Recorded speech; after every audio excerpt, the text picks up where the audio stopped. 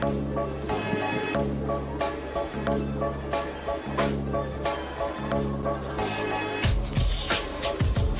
is the Parley, a place where guests are required to put their money where their mouth is, where we double down on the discourse and conversation. That's the only currency accepted. Proudly presented by the Nefarious Media Network.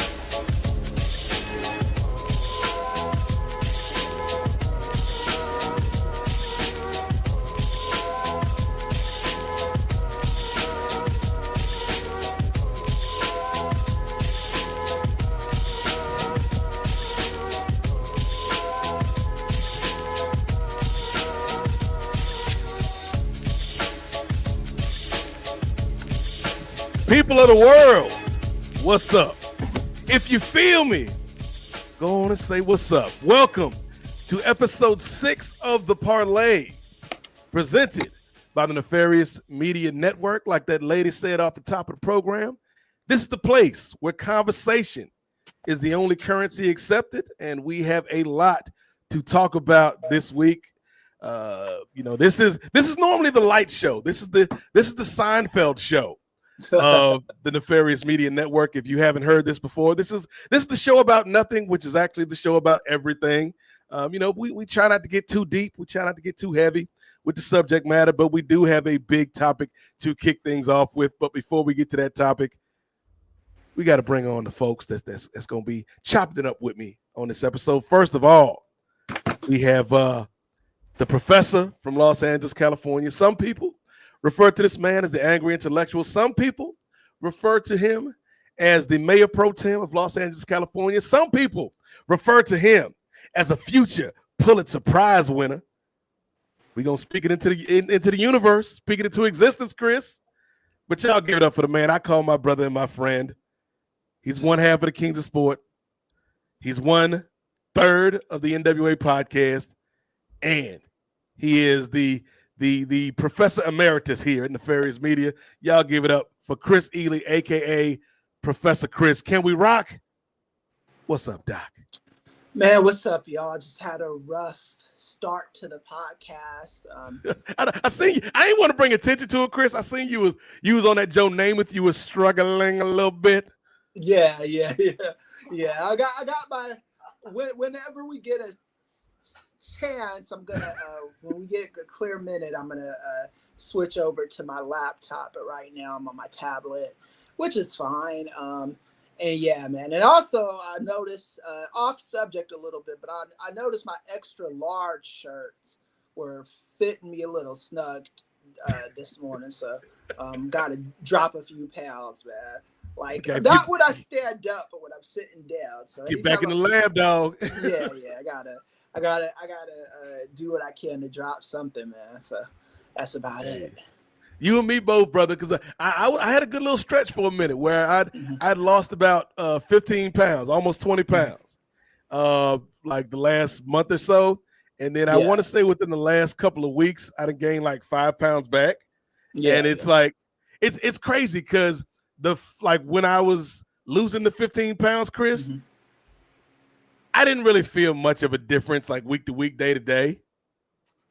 But now that I put the 5 pounds back on, it's like I can feel the 5 pounds. Yeah. Like the 5 pounds are noticeable. Yeah.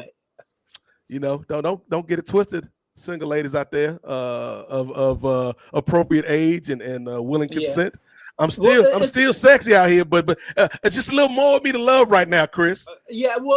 It's as long as no one else notices it, you're good. Like, for me, well, here's the thing. I think what for me, I don't know, and I've always been like this, Chris. Like whenever I lose weight, you can kind of tell it in my face first.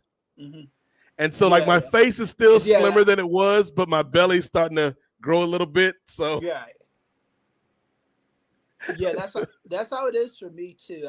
I modulate between like 185 and 220, right? Okay. The minute I get to 230, this man went from cruiserweight to heavyweight contender. Right, yeah. Well, it just depends on what season I'm in. But if I'm like 231 pounds, people start saying like, Hey man, what you been eating, yo? You need to hit the treadmill and all that shit. Yes. That's when they start noticing. They never notice it like I can hit like right today I weigh 205. Okay. And they'll not say anything if I'm like 215, 220, but the minute it's 231, it's like, oh my god, like people start saying, like my family members will be like, some of them are nice about it, right, and then some of them just like, man, you fat, man, what the fuck you doing? Like, you know. See, and this is a good lesson in life for everybody that's listening and watching the program, because life is all about perspective, right? So Chris said, right now, Jay, he at 205 live, if you will. Right. So Chris's weight, where he's like, man, I'm starting to slip a little bit. That's what I'm trying to get to. So, like 3 months ago, I was at 250, Chris. I was swole up on these streets. Today I'm at 235. But I'd gotten down to 230. Right. And so just like going from 230 to 235, it's like, oh, I feel that. I feel that 5 pounds. Yeah. But yeah, I want to get to 205 by the end of the summer. Like I think that's a reasonable goal, like 30 pounds in 3 months. Yeah. That's reasonable, you know. Like it's like one of my fitness trainers always told me that you want to lose weight slow, because then if you ever gain it back, it'll be slow, you know. Right. And it'll stay off easier if you lose it slow. He said when you like do rapid weight loss is when you're like asking for trouble. And I know exactly boxing and wrestling and shit like that too. And I know exactly what it is too, Chris, because my food intake hasn't really changed much, except I have had a couple nights the last 2 weeks where like I was doing pretty good. I had like a month and a half, 2 month stretch where I didn't eat any later than 7 o'clock. But like the last week or so, last 2 weeks, there's been like 4 or 5 nights where I've eaten after 11. So I know that's part of it. And then like I was on a good stretch, man, where I was just out here on these vino streets, Chris. I was like the late great Kobe Bean Bryant with the wine, brother. Ain't touched no beer in like 2 months. And I'd have had me a few beers the last couple weeks, and so like I can feel the like it's both alcohol, Jay. So it shouldn't be that big of a difference, but like wine bloat is much different than beer bloat. Yeah, I agree. I could attest to that. The difference between wine and beer is, I think with wine, it kind of the drunk factor of it and the weight gain factor of it. They both kind of sneak up on you, you know. Like when you're drinking those fruity ass drinks, and you've had too much, but when people are like, yeah, maybe we should cut you off. I'm like, nah, man, I'm good, you know, because it falls, it almost feels like drinking like Kool-Aid or something like that, you know, or like Sprite. It doesn't feel like it's getting you drunk, even though it is. That's my problem, Chris. Because like I like to, and like not that I, you know, this ain't an intervention. Jay Lacey. Jay Lacey's here, by the way, ladies and gentlemen. Upper mid card, Jay Lacey. What's happening? Our friend from Ring Theory, available here at the Nefarious Media Network. He is stepping into the shoes of Two-Way Ray for the time being as our producer on the parlay today. But like I drank for effect, Chris. Like it's not something where it's like, oh, I really love the taste of beer. It's like, I mean, there are some good beers. Like don't get it twisted.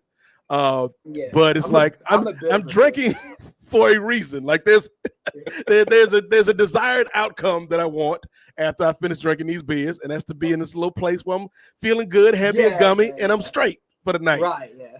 With the wine though, it does like I feel like wine, and again, I'm kind of new to the whole wine thing. You know, I feel like wine to me, Chris, it gets me drunk faster, but it doesn't feel as potent until later. No, that's the difference. It doesn't feel as potent.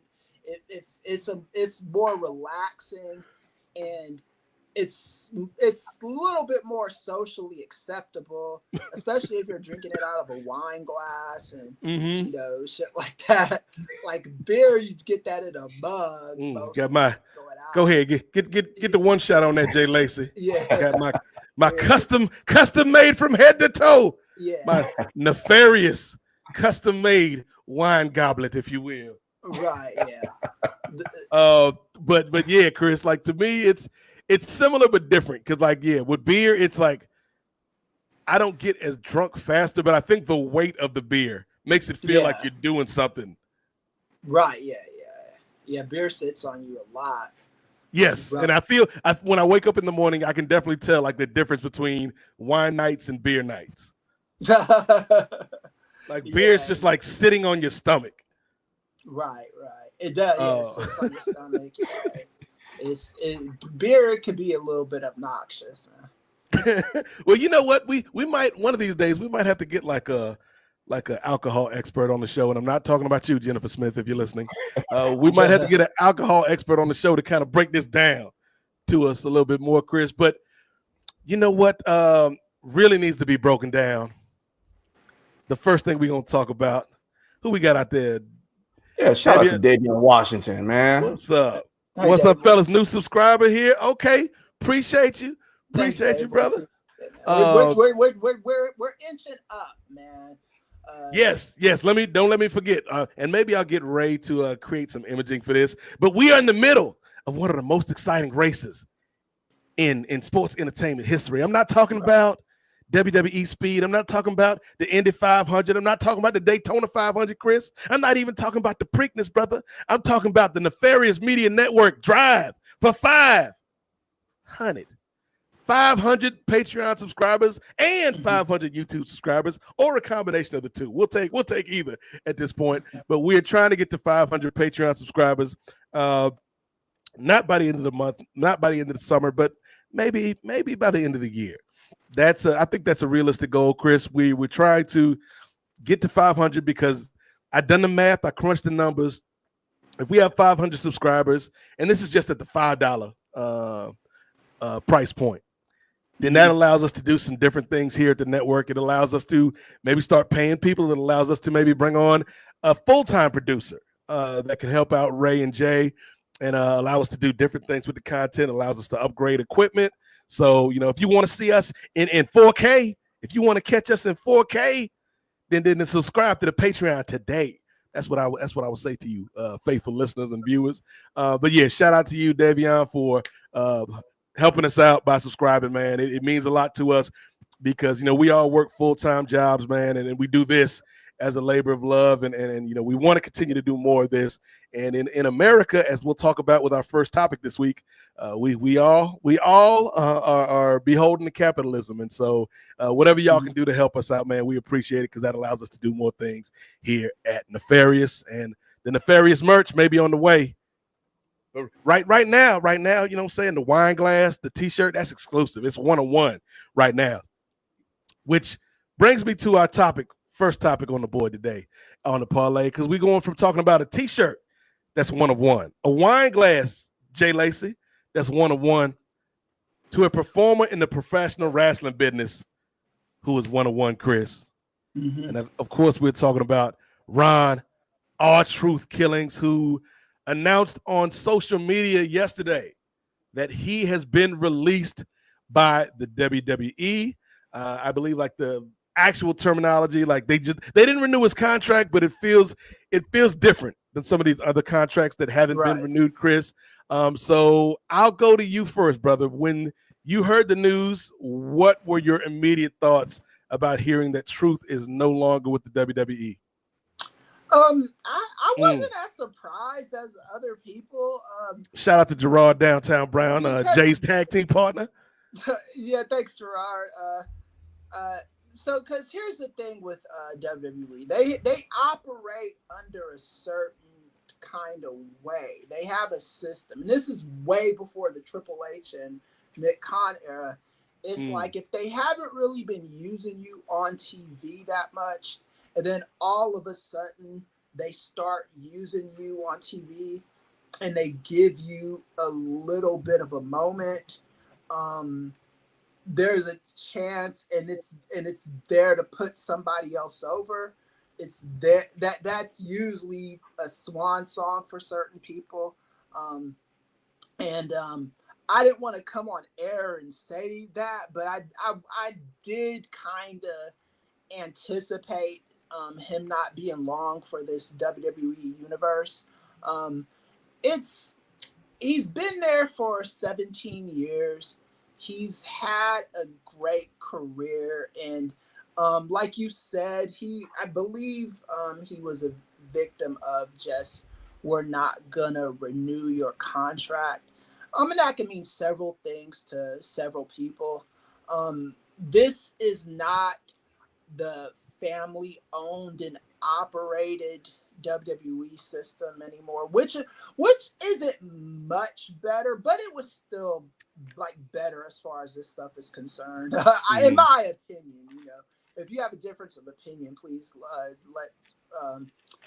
call into the show and let me know, because I'm not married to that opinion, but I just know, for all of Vince McMahon's like faults and shit like that, there were certain guys on that roster that were not gonna just get unceremoniously like dumped and released, right? Like Gorilla Monsoon in the TKO era, when Gorilla Monsoon had to move off a commentary, his ass would have gotten fired.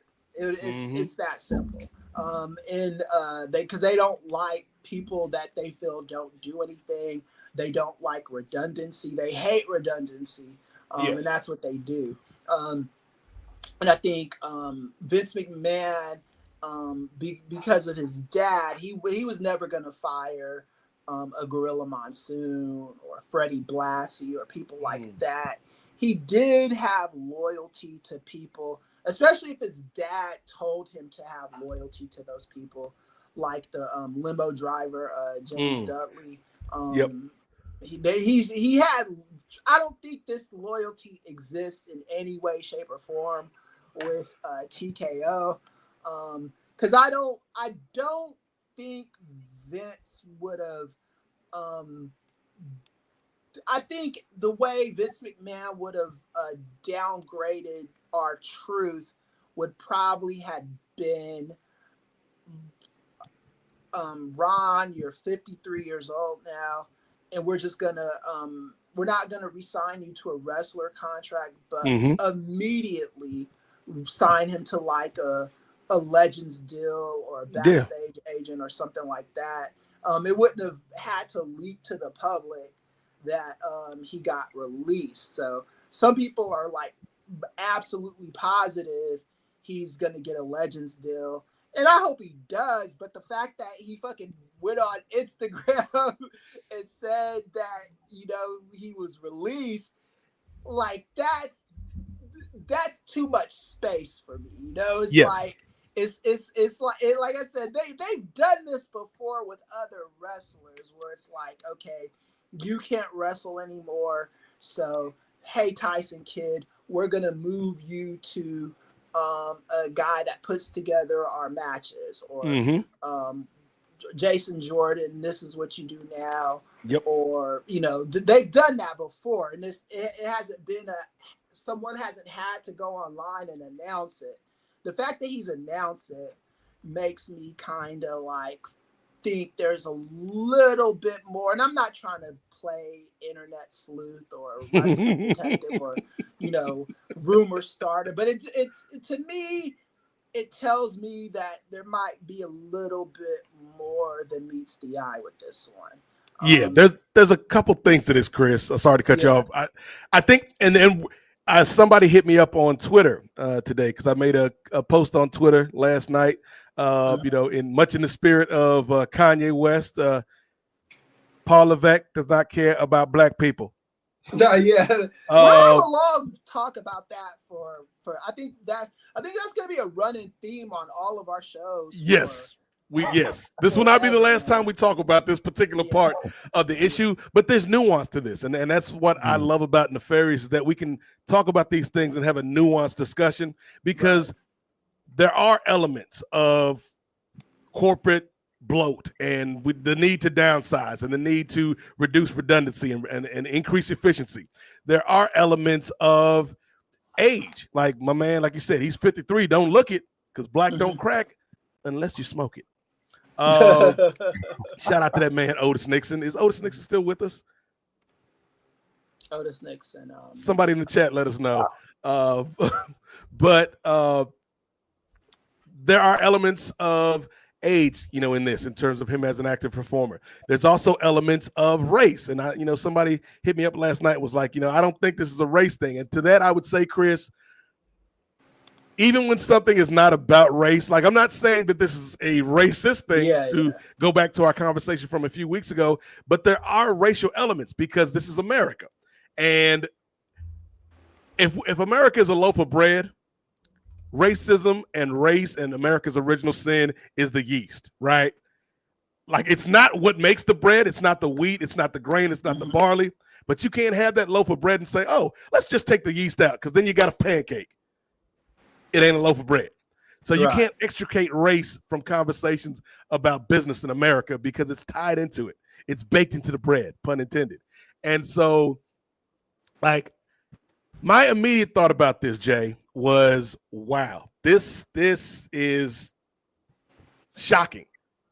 Like we've kind of gotten desensitized to the yearly post WrestleMania cuts, right? Like, we just had a round of post WrestleMania cuts where we talked about all the people that were released or the contracts weren't renewed.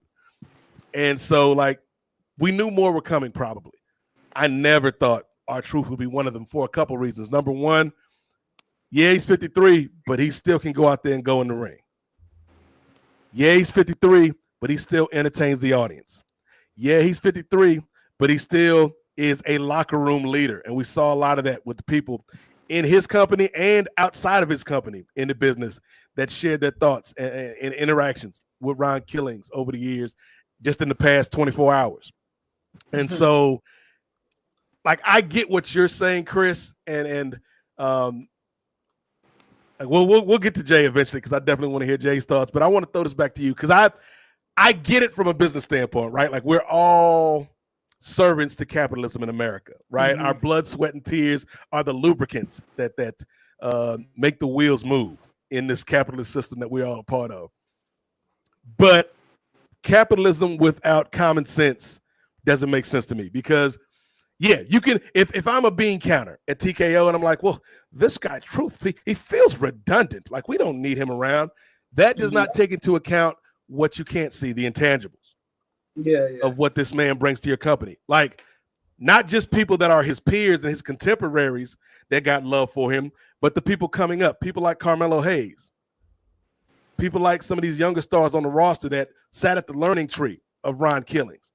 People like Joaquin Wilde, who put a story up on Twitter today talking about how he went to a WWE training camp, 15 years ago. And just some of the words that Truth said helped him change his performance and his character. And that's part of what led him to the path where he's in the WWE today. Right. And it's like, that guy should never not have a job unless he does not want to have a job in that company. And the fact, like you said, Chris, the fact that he was the one that announced this shows to me that there was a level of not understanding your own business, because not only have you kind of made your locker room feel some sort of way, but you've got a reaction from the audience now.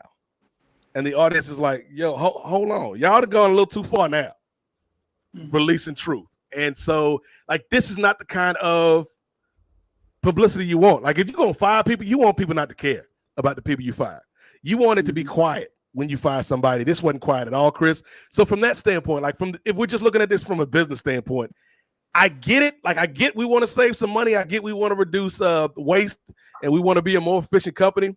But this feels like one of those guys, like you said, like, why wouldn't you just have a conversation behind the scenes? Hey, Ron, at the end of the month, you're no longer an active competitor, but we're going to move you to NXT, or we're going to move you to a commentary position, or we're going to move you to a backstage position, or you're going to be an ambassador for the company. Like, why did they let it get to this? To me, like, yeah, if you want to fire the guy, okay, I wouldn't have done it, but I get it. But it just feels like corporate malfeasance in terms of, like, not understanding your audience and not understanding your business. Yeah, because they did that with Titus O'Neil too, right? Mm-hmm. And I think he's still with the company. You know, I might be wrong, but you know, so they know how to do this, and I think with Vince McMahon was unceremoniously fired a lot of people too. I mean, it wasn't like he was invincible to this, but I don't like. R-Truth was just a little bit different because of like the good vibes that people get from him. You know, there's a lot of goodwill that he yields that other people in wrestling don't have, you know. And the fact that this was something that was announced on his Facebook or Instagram or whatever, it just shows me that that there's this element of not really caring about the optics, and wrestling industry is and other industries are like this too, but the wrestling industry in particular, they're taught to mind your own business. If it doesn't concern you, you shouldn't have anything to say about it. There's a culture of that, and all these wrestlers online are expressing their disappointment. I mean, what you gonna do about it outside of that? You know, you just gonna go on Instagram and Twitter and cry about the fucking shit, or are you gonna, like, as a collective, tell, you know, Nick Khan or whoever, like, look, this is not cool with us, you know, like, what are you gonna do, you know? Because I mean, all this whining and shit, I like it. I like the fact that they respect the guy and, you know, think it's wrong that he got fired. But I mean, you know, at the end of the day, if all you're gonna do is just keep on doing your job and, you know, rinse, repeat, nothing's gonna change. You know, it's gonna, that culture is never, ever going to change. And again, we pointed out that his contract ran out. So, and I heard, I don't know how true this is or not, but I heard that Ron Killings is very good with his money. Made millions of dollars in WWE, so he'll be fine. As far as his WWE afterlife is concerned, I do think he's gonna get offered some kind of Legends deal. Just unless I'm wrong, you know. I mean, I've thought a lot of things that didn't come to fruition. I say he'll get some kind of Legends deal. TNA would probably use him. And I could even see AEW picking him up for like a backstage role, you know. He could be like a veteran presence in AEW. And I mean, the difference between him and Dustin Rhodes is that they both had the same kind of role in WWE at the same time. Dustin Rhodes was not happy with that role. And when the opening came for him to go to AEW, he went to AEW because he didn't want to be a TV clown. He thought he was offered more to the business than that. Ron Killings was happy in his role. I oftentimes criticized a lot of the stuff when it got a little too minstrel for me, but he was cool with the role. You know, he did what he was asked to do with a smile on his face, made people backstage laugh and feel good, and didn't complain about his job. And this should tell you something about the culture in WWE. Your loyalty at the end of the day, especially in this business, and I don't think this is a WWE exclusive thing, your loyalty's got to be to yourself. You know? It can't be to a fucking company. It just can't be. Unless that company is Nefarious Media Network. You better be loyal, Jay. I love my job, but I also understand at my job I am replaceable at my job. Yes. You know, so at the end of the day, I'm not, and I wouldn't do anything to screw my job over, but at the end of the day, I have to think about what's best for me and my wife, and the people in my inner circle that I take care of. I got to think about that before I think about WWE, and don't expect WWE to be loyal and faithful, and don't expect them to have the reverence for them the reverence for you that you might have for them, because that's just not a thing in that company. No, and the thing about truth is, if truth can get it, anybody can get it. If truth can go out like that, nobody's safe. And so, like there's a lot to kind of unpack with this, Jay. But what were your thoughts when you heard the news that R-Truth had been released from his WWE contract? Honestly, my first initial impression was he must be confused that this isn't April 1st, it's June 1st. So I thought it was a joke. I mean, and then I actually waited to go through different websites and whatever to hear the unfortunate news that he's not getting re-signed, and they're not going to continue on with him or Carlito for that matter.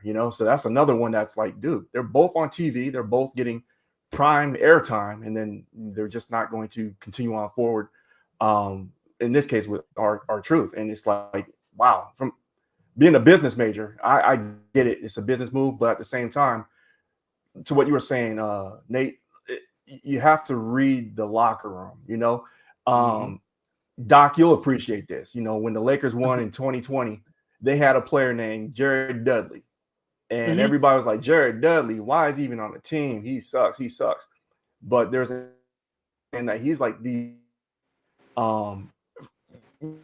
that holds the locker room down, that he's a great teammate in terms of practice and strategizing and all this other stuff. And so you have to value people like that, even though he's not like a main character. He actually is a premier player, especially in terms of how the locker room, taking the temperature of the locker room. He's well beloved by the fans. He brings a lot of intangibles to the company that clearly those that made the decision do not value. And that, again, going to my business, mind, it's like, you're not looking at it from all angles. Yeah, you could save a few $100,000 here, but and the thing is, like, because it was announced today that I guess the Ron Cena shirt, the One Last Time shirt, like that was removed from the WWE shop. And so it's like, that shirt was selling. That shirt was moving units. This brother's still moving merch. And you take it off the shop because you let this man go. And so it's like almost like you cutting off your nose to spite your face, Chris, because again, like nobody's saying that we don't understand this from a numbers perspective. But your business, particularly when you're in the entertainment business, this ain't like they working at Ford Motor Plant. You know what I'm saying, Chris? This ain't like, like Jim might be the greatest foreman in the history of the Ford Motor Plant in Detroit, Michigan.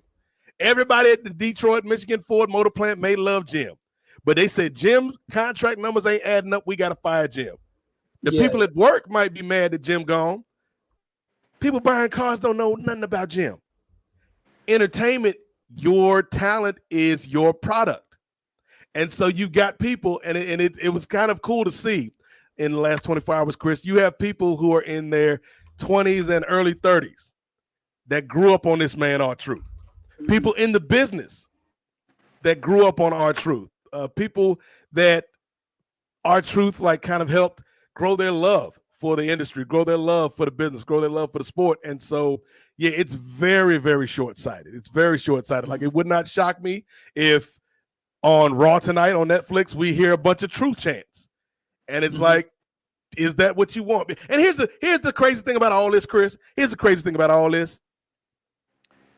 If they mess around and the show of love and support from the audience is so great and so loud that they end up bringing this man back to a hero's welcome. They'll get all the flowers for just fixing the move that they fucked up in the first place. And that don't sit right with my spirit, Chris. Mm-hmm. Yeah.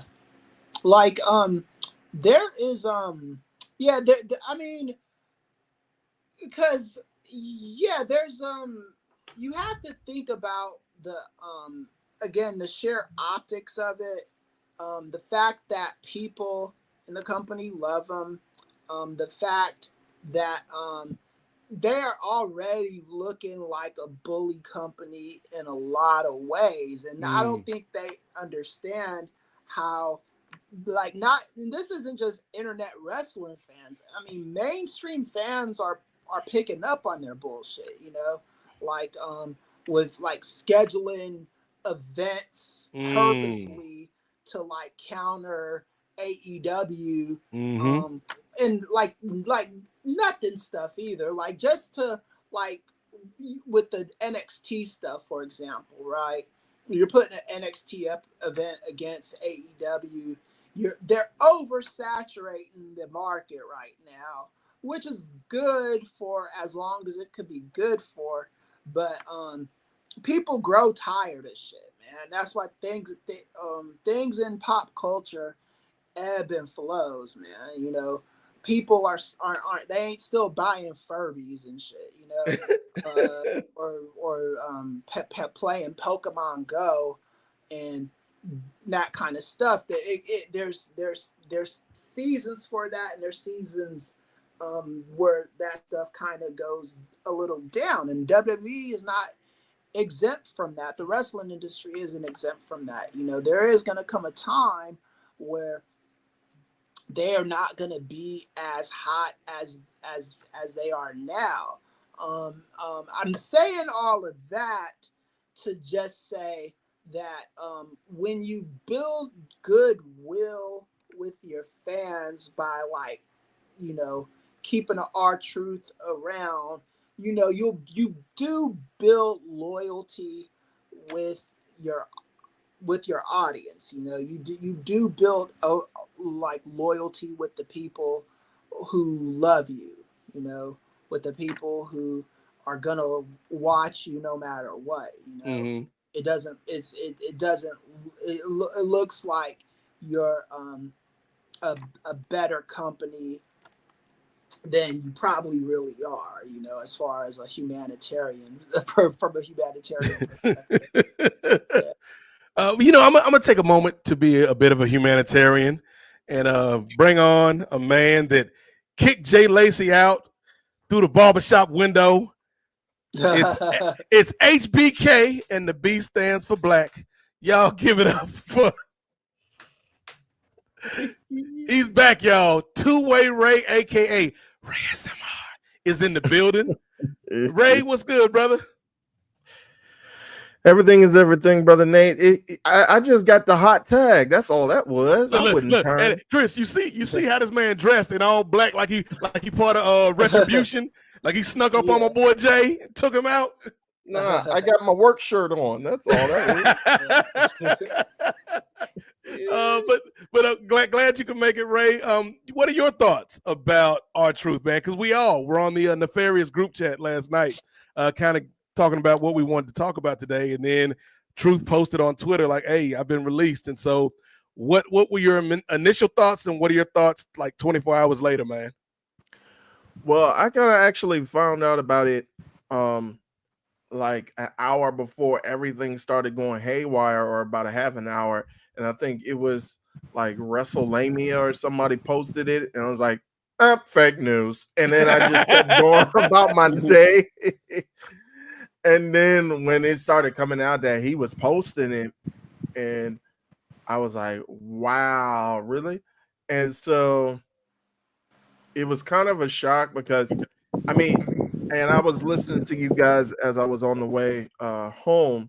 And Brother Chris, I know you mentioned it wasn't much of a surprise because you kind of anticipated, you kind of saw like a cycle that happens when guys are left off TV, then brought back on to kind of do the job and then head out into the sunset. But I didn't really realize that as much. I just it was good to have our truth back on. Yeah. But I look for the evil in things. Yeah, that's my problem. See, Ray, you live by the hope factor. You like you hope something good happens. Chris, one of them brothers that live by the wish factor. I wish a mother would. Yeah. I just this company I just see too much of this. I read too much Dave Meltzer and Wade Keller and Sean Ross Sapp and those guys, and it's just like the company is gonna be the company, man. At the end of the day, it's unfortunate, and this is a thing too. As there's so many fans out there that actually believe WWE is a company that wants to do the right thing and wants to do good stuff, the fact that so many people were surprised by Ron Truth getting released, there's people it's like the whole Padme Anakin Skywalker thing. They're still good in them, that's what people want to believe that shit. I don't, I believe that company is at the end of the day, there is more evil than good in the company, and the only reason why I say that is just because they're a bottom line company. They think about capitalism before anything else. They are Ben and Jerry. They are not in WWE. They are all about bottom line. They do not give a fuck about social issues unless it can raise awareness to their product. Vince McMahon was like that. Nick Khan is like that. Ari Emanuel is like that. They're all like that. They care about the bottom line before anything else. Well, I understand that, and I get that.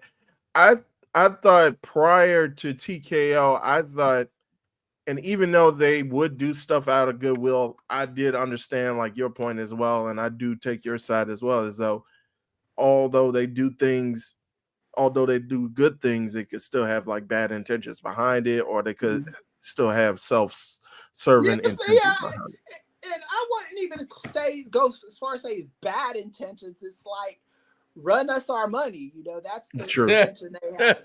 They care about the money, they care about, like, even I've heard Stephanie McMahon say this on fucking interviews that when they do humanitarian shit, she says humanitarian is like, I forgot the quote, I'm paraphrasing, but something about how it's good for business, That's why they do that shit, If it's good for business, They don't do it like, oh, hey, let's do this to be nice. And they say it out loud, That's the difference between them and other companies like Coca-Cola. When they do good shit, they're not saying, oh, it's good for business. They're acting like they're doing it for a noble, good reason, Right.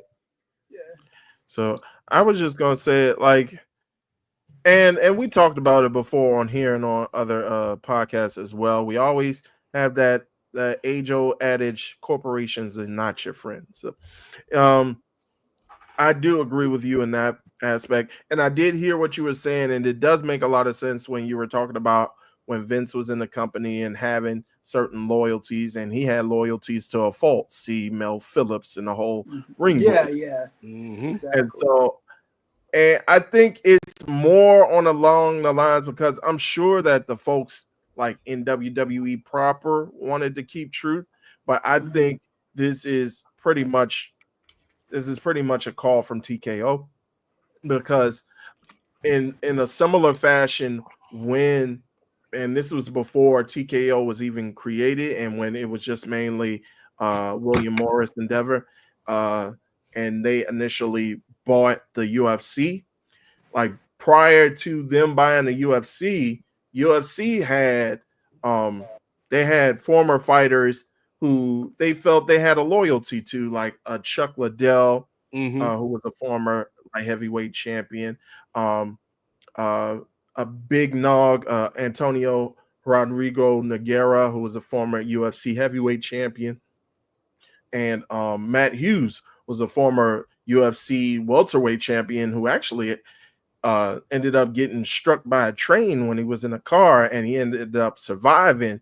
And so like UFC would kind of give them like cushy ambassador jobs, you know, just so that to make sure that they had like a stable income, and they would just send them out to like different events and stuff just to promote the UFC. But it wasn't like they were really tasking them with like hard hitting jobs. And so when WME got into the picture, they was like you guys were saying, they were kind of had the bean counters out, and they were looking for these I forget what Brandon Thurston call it, or what John Pollock call it, like these synergies, these synergistic but there was like, wait a minute, we don't need him, we don't need him, cut him all, save money. So it was a similar thing, like the fans were like, but these guys have given us their bodies, they've given us their minds, they're pretty much giving us their lives. And it's like, you can't support these guys and just keep them around. I'm sure it doesn't cost that much out of the company, but like once TKO and WME gets in the picture, like they're just looking to cut corners and save as much money as possible and look at the redundancies and like phase things out.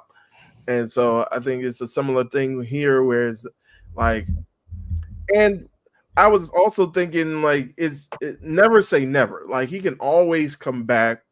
And I feel they can always have like a Legends deal prepared for him, because similar thing happened with Mark Henry. Mark Henry left. He went to AEW for a little bit, came back. Now he's back in WWE fold. So I think these folks can always come back, but it's a shame that they would be let go to begin with.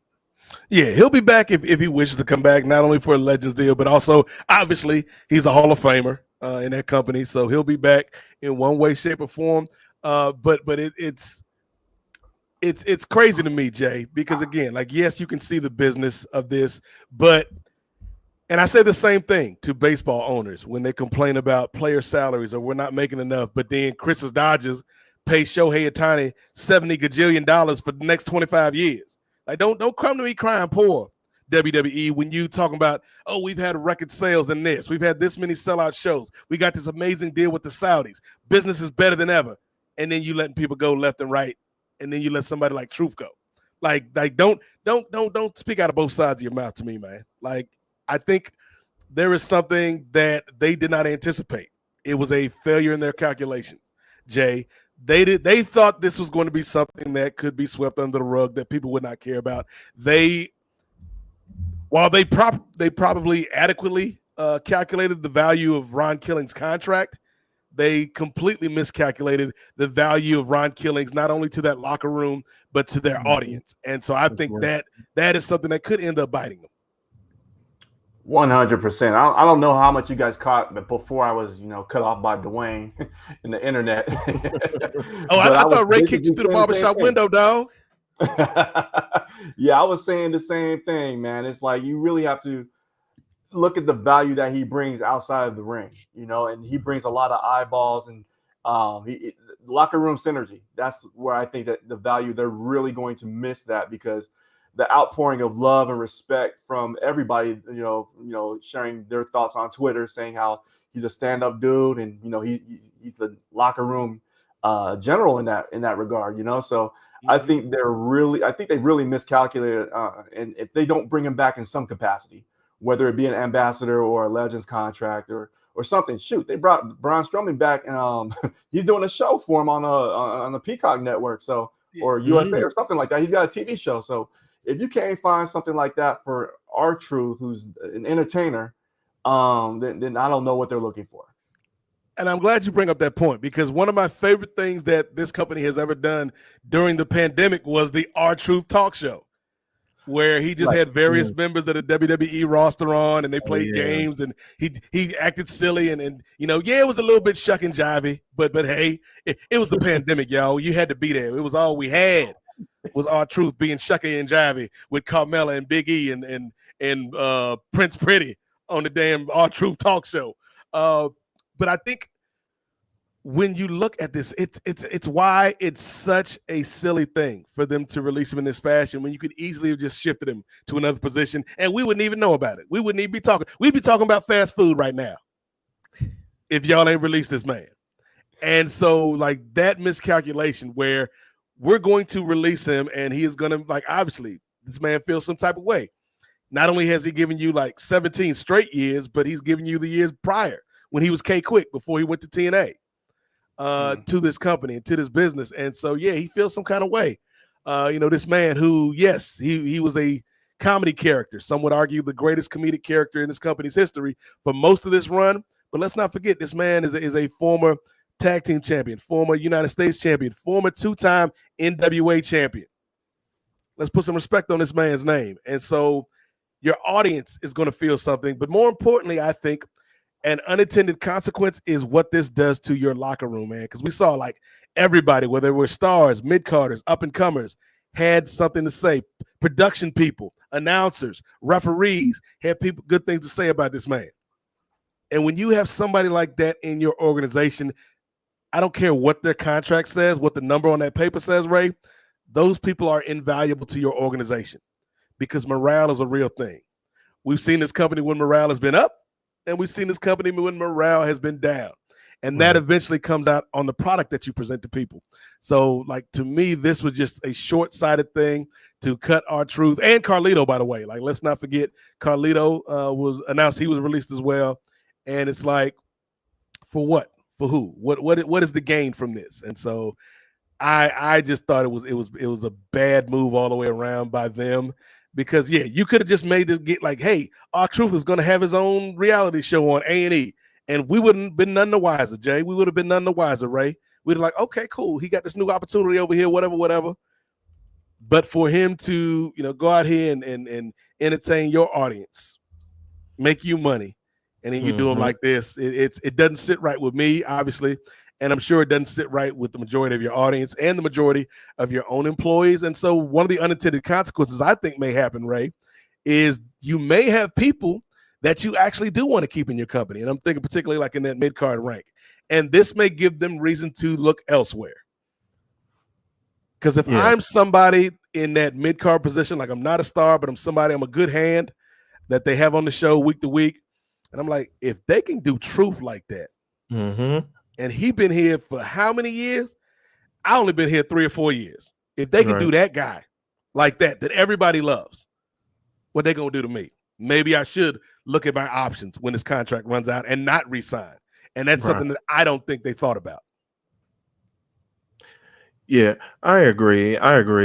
And it just makes you think about like the reverberations, like you said, them not knowing the worth and the true impact of a guy like Truth in the locker room, both cross locker room or across both locker rooms, I should say, and with everybody there. So, and like you guys said, I'm sure he's gonna land on his feet. He's still doing the music stuff, and he's doing his own thing. So I'm sure he's going to land on his feet somewhere. Future TNA World Champion incoming. Oh my goodness, the comeback. R-Truth, okay. and I want him to cut that same promo he cut when he debuted in NWA TNA back in the day. Why the hell did the WWF, the WWE, whatever they call themselves, why did they cut me? Well, I think he's done interviews recently, and he was like, "Oh, we two different guys." Or I think he's saying that the R-Truth that he is now is like a way different than the Ron Killings that entered into TNA, and he talks all about it takes maturity. is for somebody to do you wrong to bring that old you back out of retirement. That is true. We'll see what he has to say. And well, if he's been, and I know you guys were talking, and I'll go ahead and Brother Jay, producer Jay, I'll get permission since you were here first, brother. Can we let brother Chris back. There he is. Yes, sir. So I wanted brother Chris in here because This was almost a seamless transition, yeah. Almost. It's not y'all's fault because I dropped my laptop in the middle of me switching to it. So. oh no worries. In the words of Chris, in the words of our truth, he was like, "That's my bad, y'all." Yeah. but to piggyback off of what Ray was saying, because I did catch when he was talking about what they did with Matt Hughes and shit. That was one of the more fucked up things I've seen a corporation do. Like when TKO acquired UFC, and I think it just goes to, I don't know if the amount of research they do when they inherit like UFC or when they inherit WWE. I don't know if they do that much research when they inherit those companies. I think what they do is they just probably listen to Vince McMahon or listen to what's his name, Dana White, and call that shit research, because I just don't see that like agency. Like I don't see Ari Emanuel ever doing this to an actor. I just don't see that happening. I don't see him dropping. I can't even think of his big name clients, but I don't see him just being like, "Yo, you're dropped from the agency" or whatever, like that for no fucking reason. I just don't see that happening because it would reverberate to other actors. Right. Other actors wouldn't have that shit. And actors are unionized too, which also speaks to the ineptitude of wrestlers and UFC fighters that they don't even like try to unionize themselves, to protect themselves from shit like this happening. Yeah, and you mentioned that, and even when people try to unionize, like they try to squash that real quick. I know, right? Because what happens is because the top guys don't give a fuck about being unionized, right? Because Hulk Hogan is making millions and millions of dollars to the point where a union doesn't mean anything to him because he's got money to take care of himself on a rainy day and shit like that. And Jesse Ventura, God bless him, when he tried to unionize wrestling, Hogan pulled his shit, snitched him out, and he stopped caring about unions, making wrestling unions. And then the culture became, if you guys are too stupid to unionize, I'm not gonna help you unionize. I've heard Punk say that. I heard Jim Ross say that. Jim Ross didn't exactly say that, but he implied that on one of his episodes of Grilling JR. And as long as I don't know if you guys have seen the movie Ants. I think not Ants. It's probably A Bug's Life. I was like, Ants and Bug's Life were like the Deep Impact and Armageddon of their time. You're right. Same movie, yeah. So I don't know which one. But I think it's A Bug's Life. So in the movie, there's a scene where the guy says, one of the grasshopper says, "It's just one little ant, doesn't matter." And he goes, "One little ant, hey?" And then he throws something at him. "Does that hurt?" And he goes, "Oh yeah, bother you?" And he goes, "Does that bother you?" And then he takes the whole thing and dumps him. And the lesson that he was teaching was, the minute these ants understand that they outnumber us, right, we are screwed, And I think that these wrestlers are they are the ants that don't understand. Okay. And it's a double for the country as well, right? Because there's a lot of people who are just disenchanted and stuff like that. But I mean, yeah, right now with these wrestlers, they've got more power than they think they have. The UFC fighters do too, but the fact, if they keep on letting stuff like this happen, then the culture is never going to change. Andrew Yang ain't gonna save them. There's gang gang. Yeah. There's not gonna be a miracle politician that's going to realistically do something like this. You know, like if Andrew Yang really cared about something like that when Joe Biden was president, he would have tried to get on his small business administration, tried to work and then say something about it, you know, be in a position of power to do something. Until like real, like a wrestling fan, like one of us, like works in Washington, DC, it's not going to ever be me. But like, yeah. I mean, you would seem like the perfect candidate, Chris. No pun intended. I would be like, seem like the one to be like to the next Democrat. Oh, can you imagine turning on C-SPAN one night, Ray, and seeing Chris debating Linda McMahon? Yeah. Book it, son.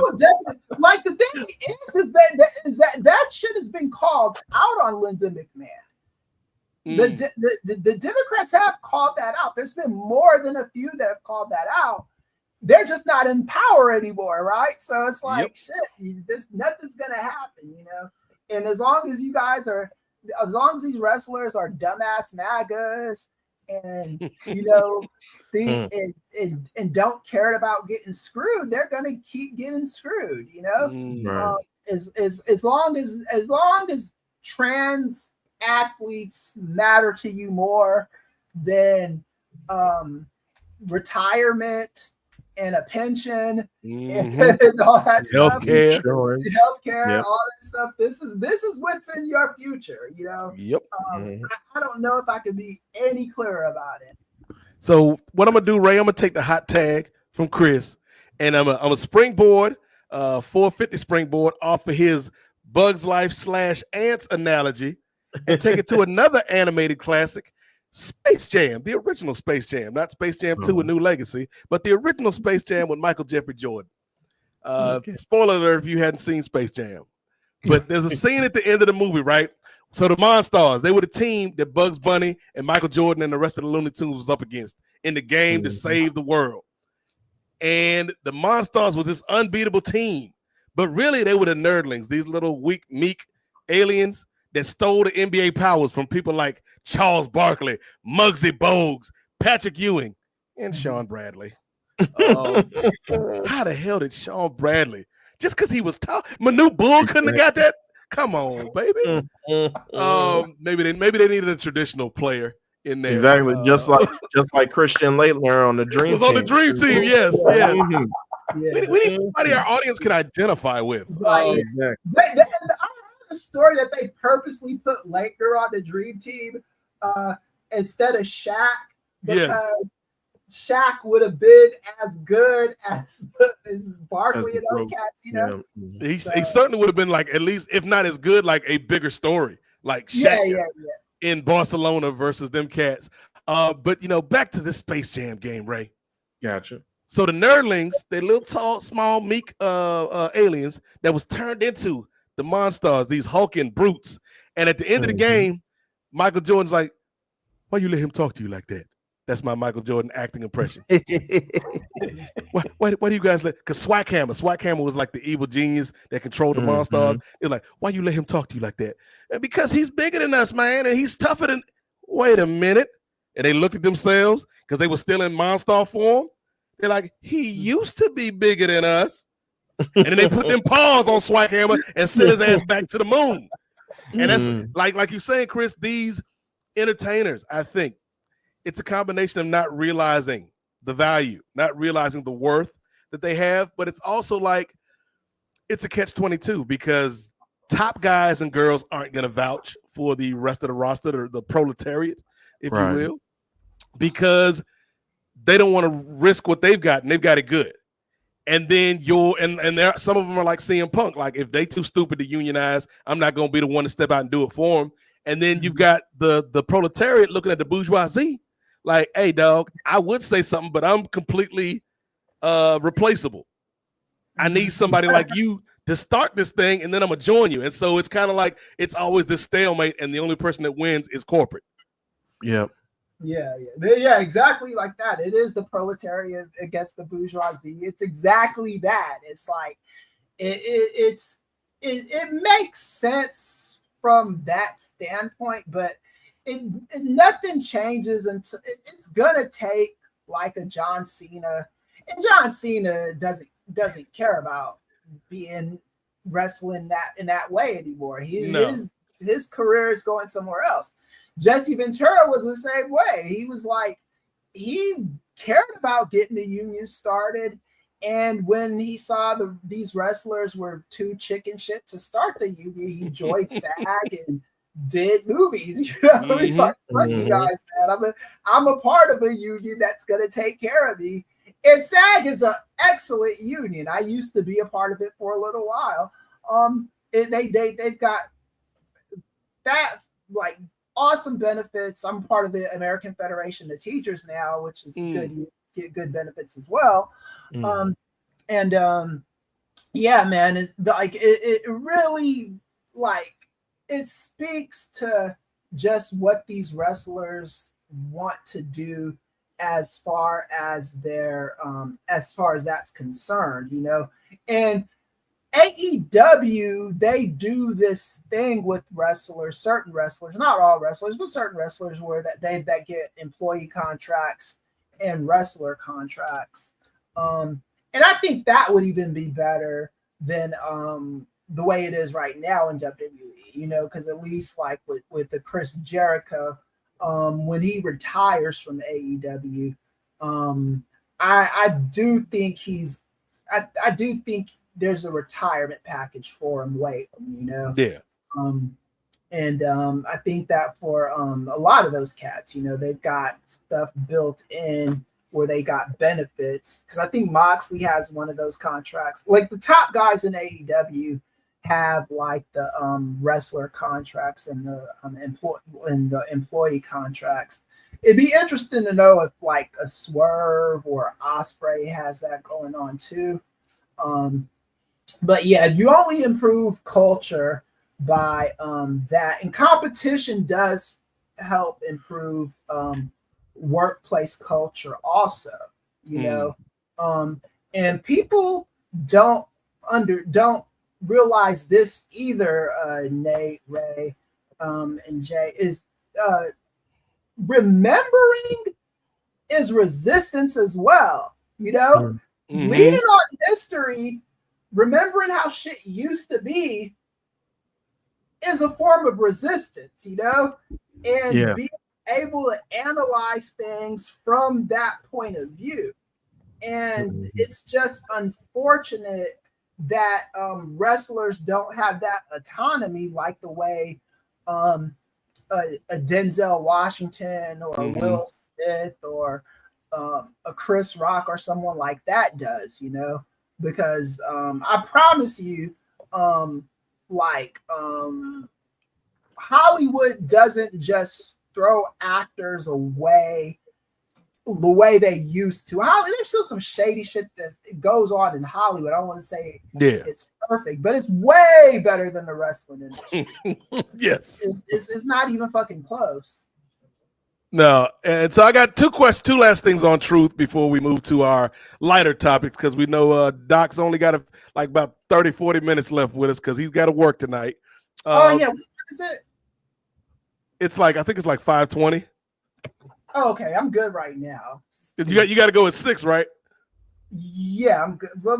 Yeah, something like that. Let me see. Let me double check on my on the Zoom meeting time right now. So, but I got two last questions on the truth thing, and we can start with Ray on this, because we talked earlier about how like everything that is racial is not necessarily racist. And I do feel like there are racial elements to this story when it pertains to truth. And MVP had two very interesting posts on Yeah. Twitter in the last 24 hours. Number one was a tweet where he kind of showed his love for Truth and said this man is a national treasure. Any locker room in the business would be lucky to have him. And then he also posted a tweet where we just got the gift of the little kid sipping tea. Because he's like, I've been trying to tell y'all what's been going on over there. So, Ray, what are your thoughts in terms of, does race play any element in what happened with R-Truth? Oh, Jesus. We're doing this already, man. Hey, if we ain't gonna do it, who else is, Chris? Yeah, I know. It's our job. Go ahead. Well, of course not, because the leader of the company, the CFO, tells me that he doesn't see color. So of course it doesn't play any sort of role. Especially when you had this brother and Carmelo Hayes lose in the same night on Friday Night SmackDown. Of course it doesn't play any role. I agree. I think while it may not have been like a direct, like overt factor, I think it always kind of like lingers in the air. So I think it does play a small role. Jay, what do you think? Did race play any role in this decision by TKO and WWE to part ways with Truth? If it's not racist or racial, it doesn't help the argument that we're having this conversation. Paul ain't beating them allegations, dog. No. It's a bad look. I mean, especially if you have any type of ego and you know paying attention to what MVP has been saying, and you're Paul Levesque, and it's like, that's not right, that's not fair. Yeah. And then to make this move days afterwards. You would have thought, okay. Here's the thing. Look right. It's a bad thing, Jay. I'm gonna let you finish, but and I know this isn't how it went down, Chris. But let's say Ari Emanuel was going down to Triple H's office with a list of people that are getting cut. He's like, Paul, I don't know how Ari Emanuel speaks. Like, Paul, I've got a list of people that we need to cut because of redundancy. And Paul's like, let me take a look, Ari. Okay, Carlito, yeah, we can get rid of him. Dakota Kai, she shouldn't have shown me those natural curls. Ron, hey, Ari, I agree. Ron Killing is redundant, but you see what they saying about me on these internet streets? We can't find nobody that's non-traditional right now, brother. like just for the sake of optics, if I'm Paul, I'm like, yeah, I got to put a veto check on that one, Ari. Right. And this close to, like, he didn't have he had the most important match he's had in a long time just recently. Right. I mean, the dude came out with a Ron Cena shirt, just leaning into all the jokes and stuff like that. That's selling. Moving numbers. And then to do this, it's a bad look. Bad look. Optics. Yeah. I mean, even from the financials aspect, I mean, just to save a few $100,000. I mean, I don't know. It's just a bad look in my opinion. Well, I'm about to see if those shirts are going on sale. Those shirts are not available. Like, they've been taken down. They took them down. Which is stupid. Like, it's so stupid. I thought they were gonna go like clearance on them. So short-sighted. Like, and here's the thing: if you were gonna do this, then I think, and I don't know what the time frame was on this. Like, when did they know? Who knew what when? Is the question you always ask as a journalist, Chris. Exactly. It's like, if they knew 2 weeks ago that this was gonna happen, I would have framed the Cena Truth match as a retirement match. Or something like Truth, like, if I can't beat you, John, if I can't beat my childhood hero, then I don't need to do this no more, dog. And maximize this, man, and sell all the merchandise off of this shirt, man. Get the maximum value for this instead of cutting him and then getting rid of the shirt. Because again, it's like cutting your nose to spite your face. True. And you know what? I'm very curious, like, to tune into Raw tonight. I know it's only in Tulsa, Oklahoma. I'm not saying only, but I mean, I'm just hoping that, you know, as much internet chatter that there is, what the repercussions is if the audience is going to take over and really show love, you know, like, you know, just give a R-Truth chant, or, you know, some of these, you know, talents in the back of the locker room do something in honor of this guy that they really appreciate. You know, just say, hey, look, we stand with you. We don't agree with the decision is, but hey, in solidarity of, Yeah, we're gonna need Greenwood to take over. We're gonna need Black Wall Street to come out. We did supposed to Juneteenth, so I mean, come on, man. I'm just giving some hope. Need the ancestors that have been burning up all these plantation mansions to come up and just inhabit the people. Yeah. In Tulsa. All right, clear the lane, ladies and gentlemen. The professor himself is about to go ISO on the question. Well, okay. So was there a racial element to this? I've been waiting for this. So Doc, floor is yours. Okay. So Tulsa, the state of Oklahoma, I think they are very well poised to win the NBA championship this year. So they will be in a celebratory mood. So I think Shai Gilgeous-Alexander is going to be the one leading the call for truth. Yeah, hopefully something like that. But here's the thing with Triple H, man. I don't want to just say he's a racist. Oh, come on, Chris. And leave it at that. Let's clarify this, okay? I think Triple H does have a race problem. Now, in the black and gold era of NXT, he was more like willing, it seemed like, to push black wrestlers, both male and female. I think now that he is more of the puppet master, Nick Khan and Ari Emanuel and those cats are just kind of letting him do his thing. From the creative side, their attitude is as long as you're making us money, as long as you're making us money, as long as you're making us money, we will let you operate the show the way you want to operate it. So Triple H, he's on borrowed time too. I don't think he even realizes this, but the bottom line to him, and wrestling journalists haven't talked about this. I'm going to be the first one to say it. He's as long as he's making them money, his job is secure.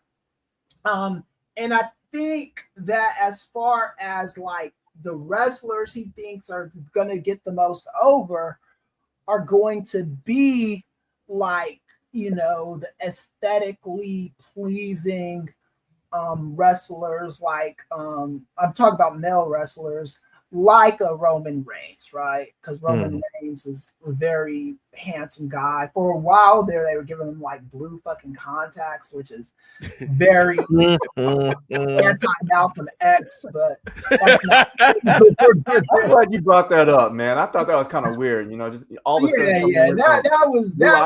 There was some like Eurocentrism going on there for sure.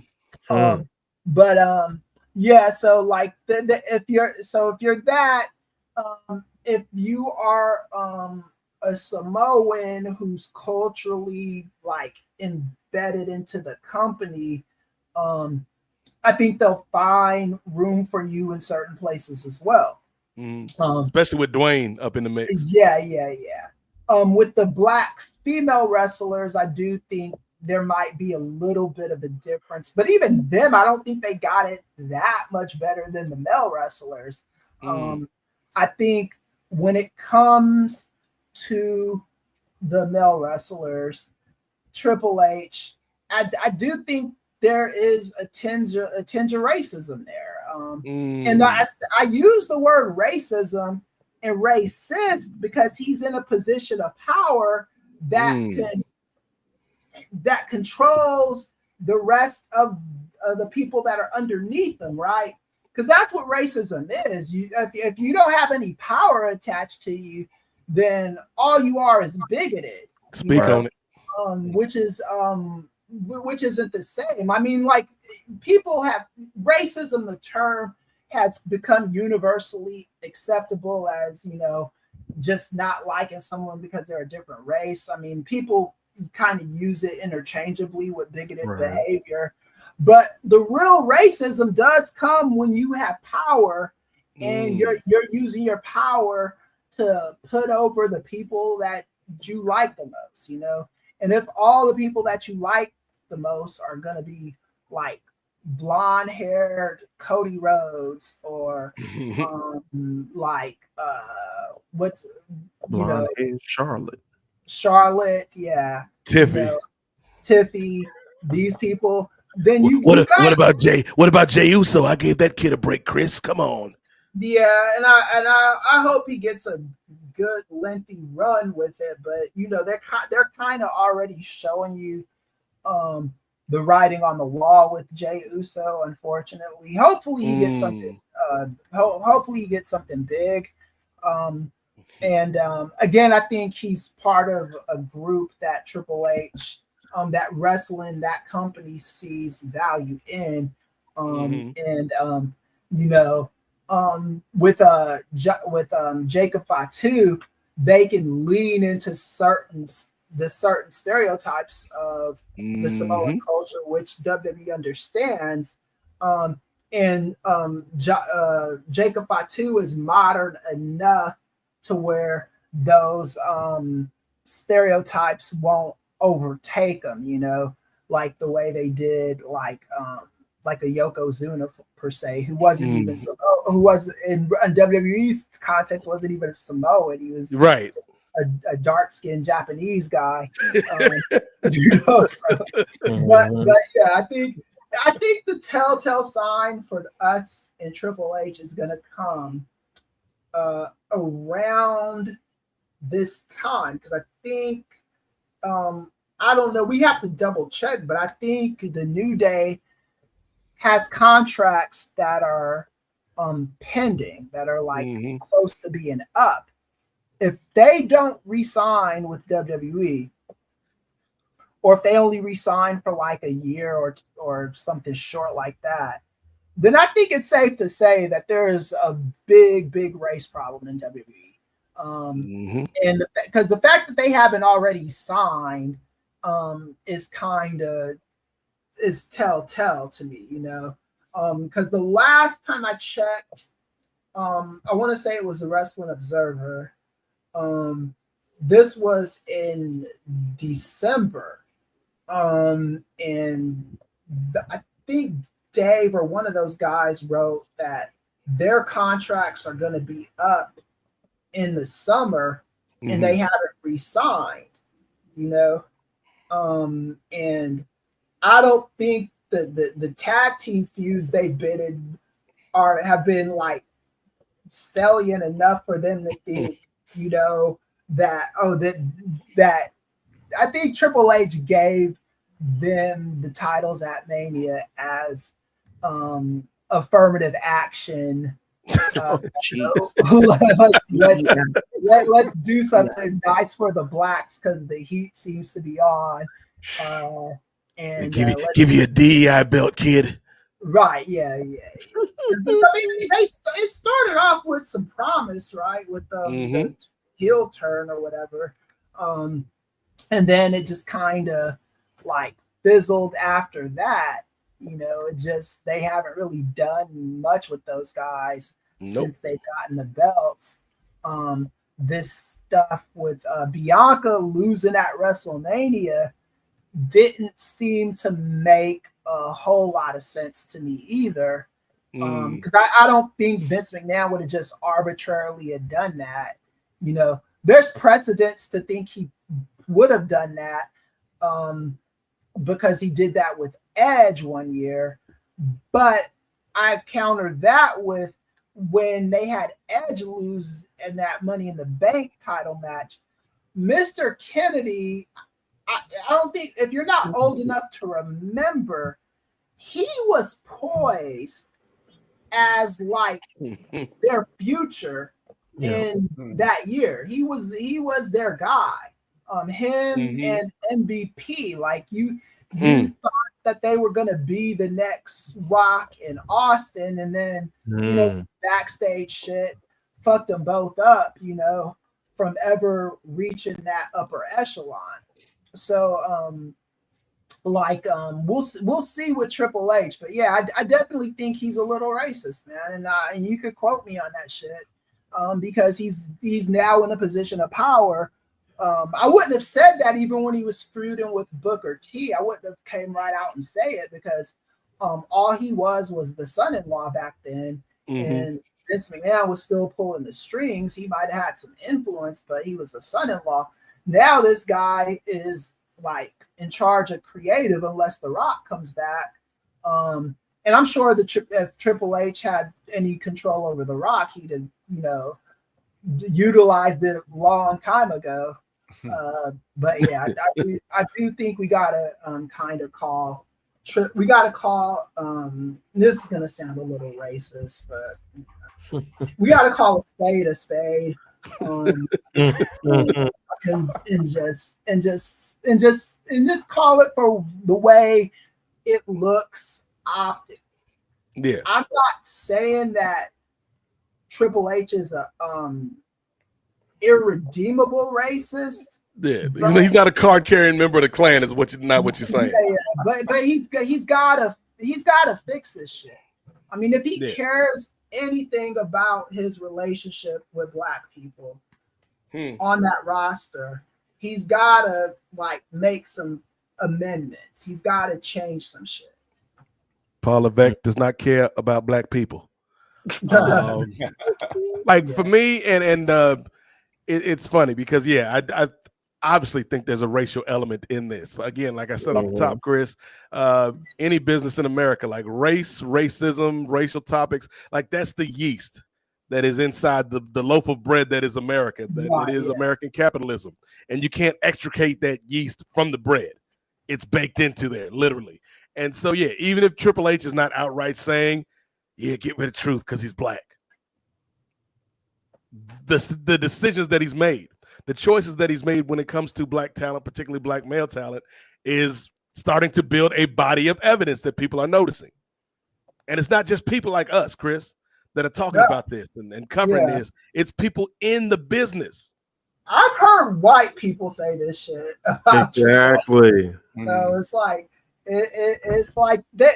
If you do something long enough, everybody's gonna pick up on it, right? At first, you might be able to hide something from somebody, but then people are gonna, if you're like a person that's a philanderer that cheats on your wife and shit like that, you might be able to hide it for a little while, but then, your wife is gonna find out, and then you and her might try to hide it together. But then once people see how you act enough, they're gonna pick up on there's something weird going on with that marriage, Yeah. So, well, it's like a friend of the program, Jermaine Jones, hit me up on Twitter last night, and he was like, even an infamous hater can be right from time to time, Chris. And this man, Jermaine Jones, the chief hater in Chi-Town, hit me up, and he was like, at this rate, I don't see any Black main eventers coming up under the Triple H regime. And honestly, to me, there are only two options. And this is not to say there aren't more than two Black talents that could be in that spot. But just looking at Triple H and just looking at this company's history, honestly, the only two are Bianca, because I still think Bianca is somebody that could be in that mix whenever they decide to put the rocket back on her, Chris. And then the other one, in terms of the male side of things, I think it's Oba. I think, help me, Oba Femi, you're our only hope. I think that's the only brother in either one of these brands under the WWE umbrella that may be able to break past it, because, and this is something that we just don't see in wrestling. We see it in other aspects, but there seems to be a lower bar for tolerance when it comes to Black mediocrity. Yes. And what I mean by that, I don't mean that these performers are mediocre, like Carmelo Hayes. I'm not saying he's mediocre. Naomi, Jade, I'm not saying that they're mediocre. The Street Profits, I'm not saying that they're mediocre. But in terms of we know there's levels to this. Right. And it feels like every Black performer that gets to that main event level either has to be something that is homegrown and fan-made and fan-pushed, like Kofi Mania. And there was a very specific set of circumstances that allowed Kofi Mania to exist. Or it's got to be something like The Rock. Yeah, and you got to be perfect you have to be exceptional. And Yeah. spoiler alert, ain't gonna be too many rocks just walking through the locker room. Right, yeah. And so we don't see that as much when it comes to more traditional wrestlers, where you can have, and I'm not taking any shots at this guy because I know he's one of Chris's favorite performers, but you can have a guy like Miz be a world champion. Yeah. You know what I'm saying? That's always been our thing, man. The Miz, like, yeah. well, I was gonna say Miz, like another person I would kind of put in that ilk, and I like the guy. Like he had one of my favorite Money in the Bank cash-ins ever. Dolph Ziggler is somebody I would throw in that category. Who's like, he's good, but he ain't exceptional. Right. He ain't Shawn Michaels on these streets. He good, but he's not exceptional. And it feels like when you're black in this company, you have to be exceptional to get to that mountaintop where you can grab a brass ring. And it's like, Truth was never going to be that guy, but he was somebody that meant a lot to a lot of people in that company. And so, it again, Chris, like, I'm not saying Triple H is a member of the Klan, but I am saying, like, the math is starting to math when it comes to Hunter, where he's got a track record. And also, like, we've been beating this drum for, I don't know, since 2010, maybe. Before we even a regular Nigerian drum match on these streets, Chris. before we have to either show, we always say the standard for a white athlete to succeed in WWE is the motherfucking Miz. The standard for a black athlete to succeed in WWE is The Rock, and to a lesser extent, Bobby Lashley. And both of those guys are like as close to perfect as you can get without being like perfect, right? The Rock is the greatest like person on the microphone. People love The Rock not because of the stuff he says, but the way he says stuff. Like, The Rock gets over because anybody else that said the same shit that he said would get laughed out of a building or be like, go the fuck away. But The Rock has this delivery and charisma about him that can make anything funny. Poontang your ass on out of here. Yeah. Like, Bobby Lashley is like a specimen to behold. If you've ever seen this guy in person, and I have, ever shaken this guy's hand before, you feel the strength and power from that guy. Like, and that is like what the standard is in that company. Right? I think Big E could have been another guy too before he got hurt, Chris. Yeah, Big E, like, I think like when Big E, like, once that Vince McMahon saw they were in the pandemic, because they had no fucking choice also. But also once he saw that black wrestlers could do well for him, he was going to be more open to push like a Big E. I mean, they did a little something with Booker T, but even with the Booker T thing was more of a happenstance kind of thing, and more of a character where they could lean into like racial stereotypes that, got that they were comfortable with. The Rock, they weren't really able to do that with, and Bobby Lashley, there was no stereotypes to lean into with him either, Lord knows they tried though with the damn Lashley sister and all that stuff. Yeah, I don't even know what that were, or those even good enough to be called stereotypes. It's just lazy writing. Yeah, like that shit was weird as hell, man. But him being the bull and the bull in the relationship of what's the name, Rusev and Lana. Yeah, that was weird. Because like when Lashley started catching fire when he had the belt and they were coming out of the pandemic, everyone white and stupid thought that Drew McIntyre was going to dethrone Bobby Lashley for the belt. I was like, are you understanding what this guy is doing right now? And the numbers he's moving and the shit that's going on, that would be absolutely stupid to take the belt off of him and put it on Drew McIntyre. And I understood because Drew McIntyre was hot before, but unfortunately his hotness coincided with the pandemic, and the fans have moved on since with that. You know, he's having a moment now, so he'll get another chance. And I think that in Triple H, the best he could do with Bobby Lashley was that six man tag at WrestleMania, right? Yep. And there was some weird shit that went on at the WrestleMania before that, where they put Lashley in the Jobber Battle Royal. He was on WrestleMania, but he was just there to kind of carry the trophy. And Vince McMahon gave him a big bonus for it, from what I heard. And it wasn't necessarily a disrespect to Lashley, from what I heard, but it was just more so that Brock Lesnar had the choice between working with Omos and doing that goofy Bray Wyatt shit. And Brock Lesnar was like, keep me as far away from that fuckery as possible. And give me Omos again. And I think, like, once that happened, I don't think Lashley necessarily wanted to work with Bray Wyatt either. And I don't think the company wanted that either. Yeah. So it kind of left Lashley assed out. So it made a little bit of sense for him to they could have found some throwaway match for him to do on that show. But I mean, Triple H, it was just, his shit was just so disrespectful. They started that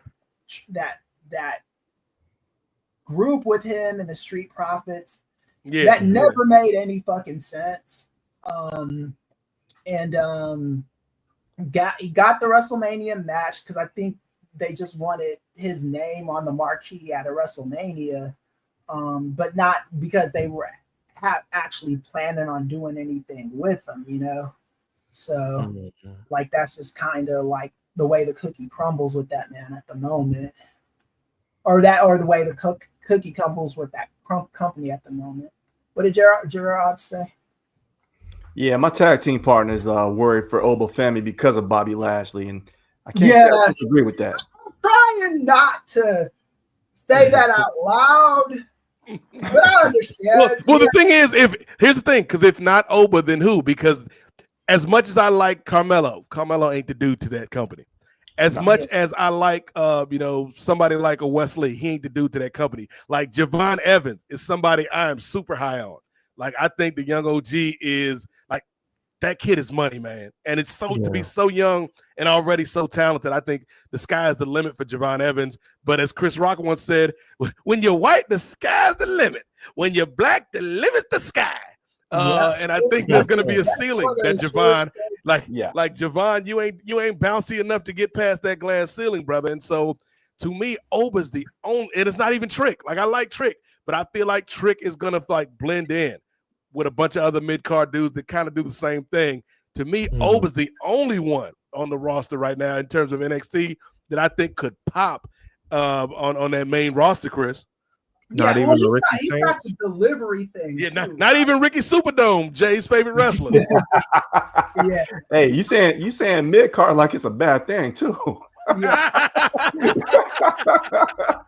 Some of us like to be, on the roster. You know what I'm saying? like with Ricky Starks, I haven't transitioned. Go ahead, stick with that.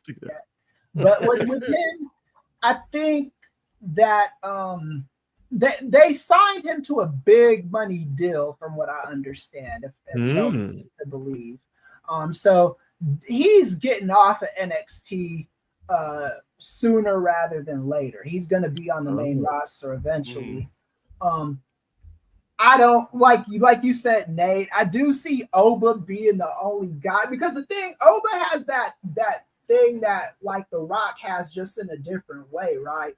Like, Oba is he's got charisma that runs through the television screen, Yep. Like when he says stuff, you feel it and you believe it, And I always go back to like stand-up comedians like that have kind of the same thing. Like if you take a look at the shit that Martin Lawrence says, if you just looked at a script of Martin Lawrence's comedy, you wouldn't think it was that funny. But if you watch like Run Tell Dad or You So Crazy and you see Martin perform it, he is awesome. You know, he's one of the greatest comics ever. Just real quick, Chris. Yeah. One of the dumbest jokes ever, but it just hit because, again, like to your point, the way Martin sold it was on Run Tell That, which I think is a underappreciated comedy special from him. Where he's talking about when he was in the hospital after, you know, heat exhaustion / possible substance abuse because he was on that ooh-wee. And Magic Johnson came to visit him, and he's like, I was in he's like, I was in the hospital bed, and Magic Johnson came in, and Magic Johnson said, he looking at me, I'm looking at him, he looking at me, I'm looking at him. How come I feel like somebody watching me? And he said, Martin, gotta be like Showtime, and he left. That's a dumb joke. But because of the way he performed it, which was like a million times better than I just did, it killed Chris. And so you're right, like, it's not so much what Oba is saying, it's a combination between his physical presence and then that charisma, like you said, it just jumps through the screen. It's like if they drop the ball on Oba, and it's like, then who else you got, man? Because you didn't gave the ball to so many people that you dropped the ball on. Like I have no faith that they can make something out of Carmelo Hayes more than what he is. Like and it hurts me to say that because I appreciate what that brother brings to the table, but the company has given me no faith that they will be able to put the machine behind the talent in the way that it needs to be done. Here's the thing. Going back to what you were saying, Doc, what you're describing, the kids today say he's got aura. Right. I mean, he has a presence about him. So it's not what he says, it's the atmosphere changes when he enters the room. So you're right. You got to put him in a position of success. So I don't know if they're going to be willing to do that. And if they do, are they going to capitalize it? Yeah. That's the $1 million question too. Is like, are they going to capitalize? I think there was a kinship, if that makes sense, with Vince McMahon and black wrestlers that Triple H doesn't have. Vince McMahon he's always had a race problem to me. Yes. I think wrestlers like that, the wrestlers who've left WWE, the Ricochets, the Bobby Lashleys, all those cats, they probably didn't like Vince McMahon. Some of them probably even hated Vince McMahon. But I think with them and Vince, they kind of always understood that they were going to get paid what they were owed, and they were always going to be featured in something that was relevant, even if they weren't going to be like the world champion per se. They knew if they kind of like played the game, they would get compensated handsomely for it and be taken care of. And I think that Triple H, for some reason, just doesn't have that. And the thing with, I think, Chris, real quick, because you just sparked something in my head when you said that. Because people forget, right? People think of Vince as this Northeastern elitist, but he grew up in North Carolina. Yeah, exactly. And I think the way that Triple H and Vince viewed their black talent, and this is just me, I'm just like putting pieces together in my mind. I think Vince looked at the black talent on his roster, particularly the black male talent, as the help. And I can get along with the help as long as the help's doing their job. I'm cool with the help. Whereas Triple H looks at the black talent and he's like, "How can you help me? How can you help us? How can you help the company?" So instead of looking at them like they're here to do a job too, and if they supersede what we plan for them, we'll give them more. He's like, "Hey, you're in this spot. I don't know what we're gonna do with you, kid. We'll throw you together with the Miz. Have at it, Carmelo." Right. Yeah. And I think a lot of those cats, like with a Ricochet, all he ever gave a fuck about was having a canvas to do his artistry, right? And for other wrestlers that aren't necessarily motivated by I don't need to be world champion. I know I could beat these guys' asses up in a real fight. Holding a belt that's given to me means nothing to me, right? Like there are wrestlers that think like that, but they're also like, you run me my money. If I'm doing something on TV that's at least somewhat meaningful, and I'm able to feed my family, then we're good, And that's the one thing you could give Vince McMahon is when he was in charge, he didn't have a lot of black world champions, but they were always doing relevant shit on television. And this goes back to the 80s, Coco Beware. Kamala. JYD. Yeah, like Kamala made a lot of money with Hulk Hogan. JYD was relevant. They stole him from Mid-South. They stole him. Bad News Brown. Yeah, Bad News Brown was my Bad guy. News. Yep. Yeah, Bad News. Ghetto Blaster. That rocked me in. And when Bad News Brown was alive, he told me, he said the only thing he gave a fuck about with Vince McMahon was the fact that he ran him his money, and when Vince McMahon, when he felt Vince McMahon ripped him off, he left the company. Shit, And I think that like Triple H doesn't even have that with the black wrestlers, So like Vince McMahon, for all of his like disgusting perversions and kinks and sexual assault behavior and all that shit, his racism in a real way, in a weird way, kind of play to black wrestlers getting money that it just doesn't with Triple H, to the point where you had people like Bianca Belair saying like caring about making Vince McMahon proud and shit like that, Right. Like, and I think there's something with Triple H where it's almost like when you kind of look at his booking and his control over this company, the past couple of years, where you're in a situation with the black talent in particular, where it's almost like, dog, it doesn't matter what I do. It doesn't matter how much I get over. It doesn't matter how good my matches are. It doesn't matter how entertaining my promos are.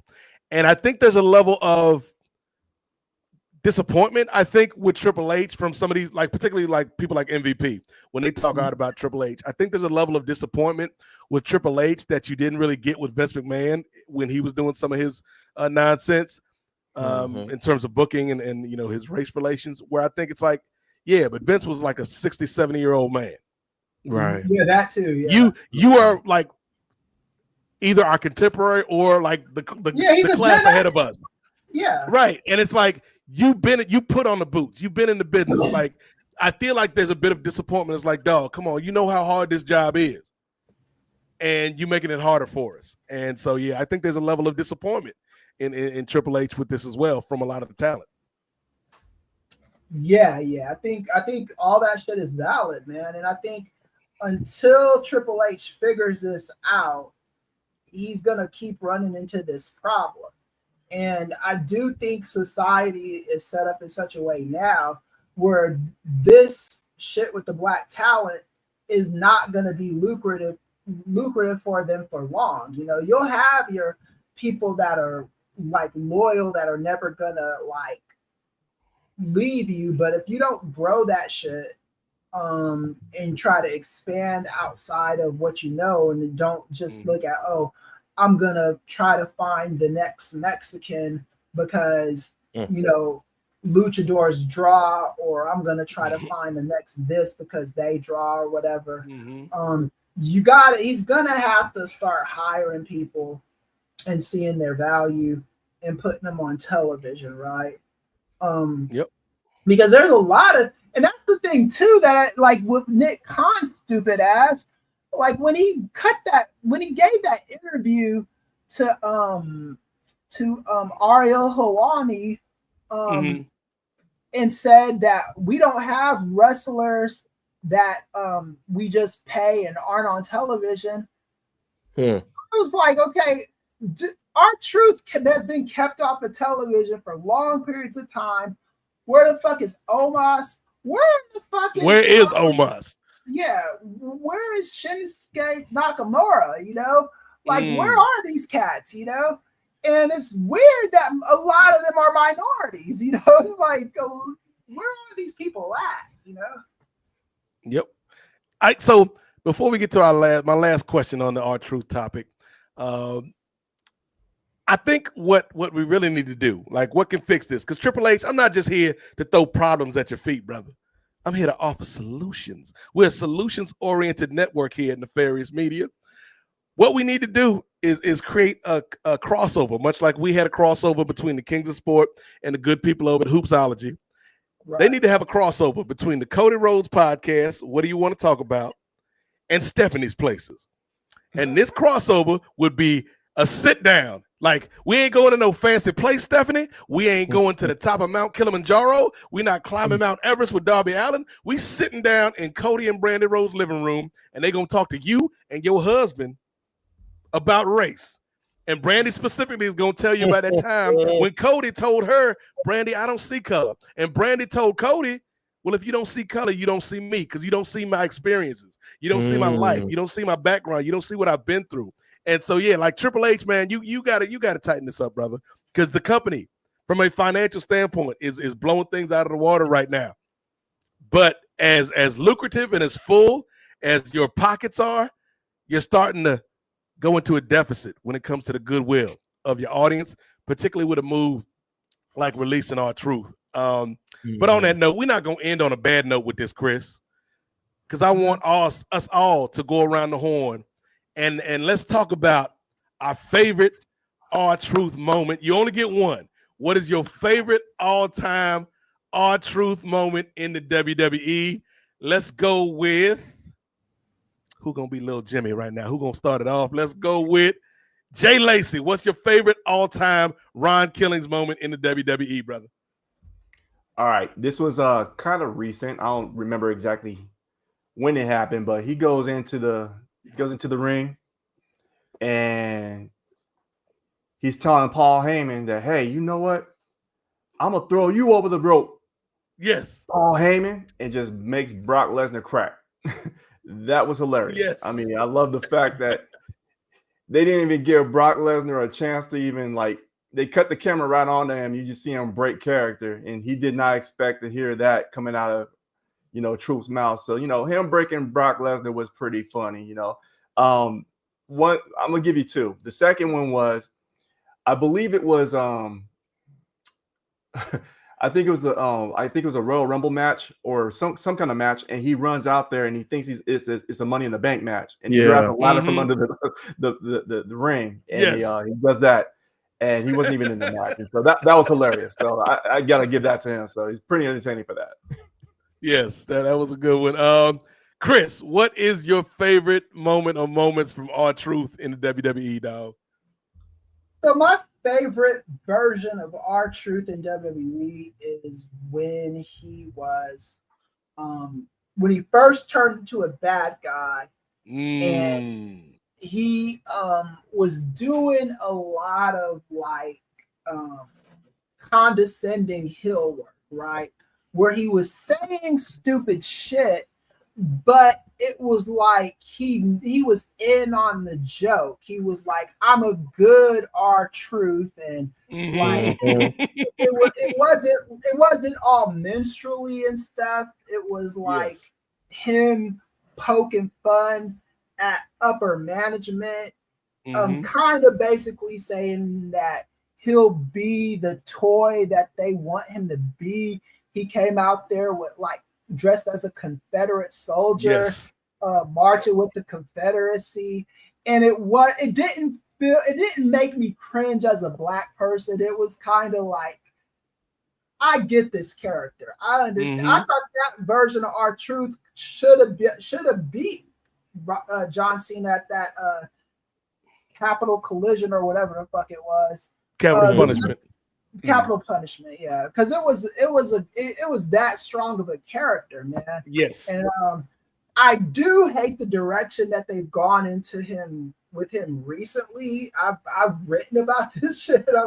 I did because I thought that old direction with them had so much promise, and like the stuff that he did in TNA, like that heel version reminded of the stuff he did in TNA when he was a smart character and street, but definitely had a like street smartness to him that you could put up against any intellectual, So I've always appreciated that about R-Truth.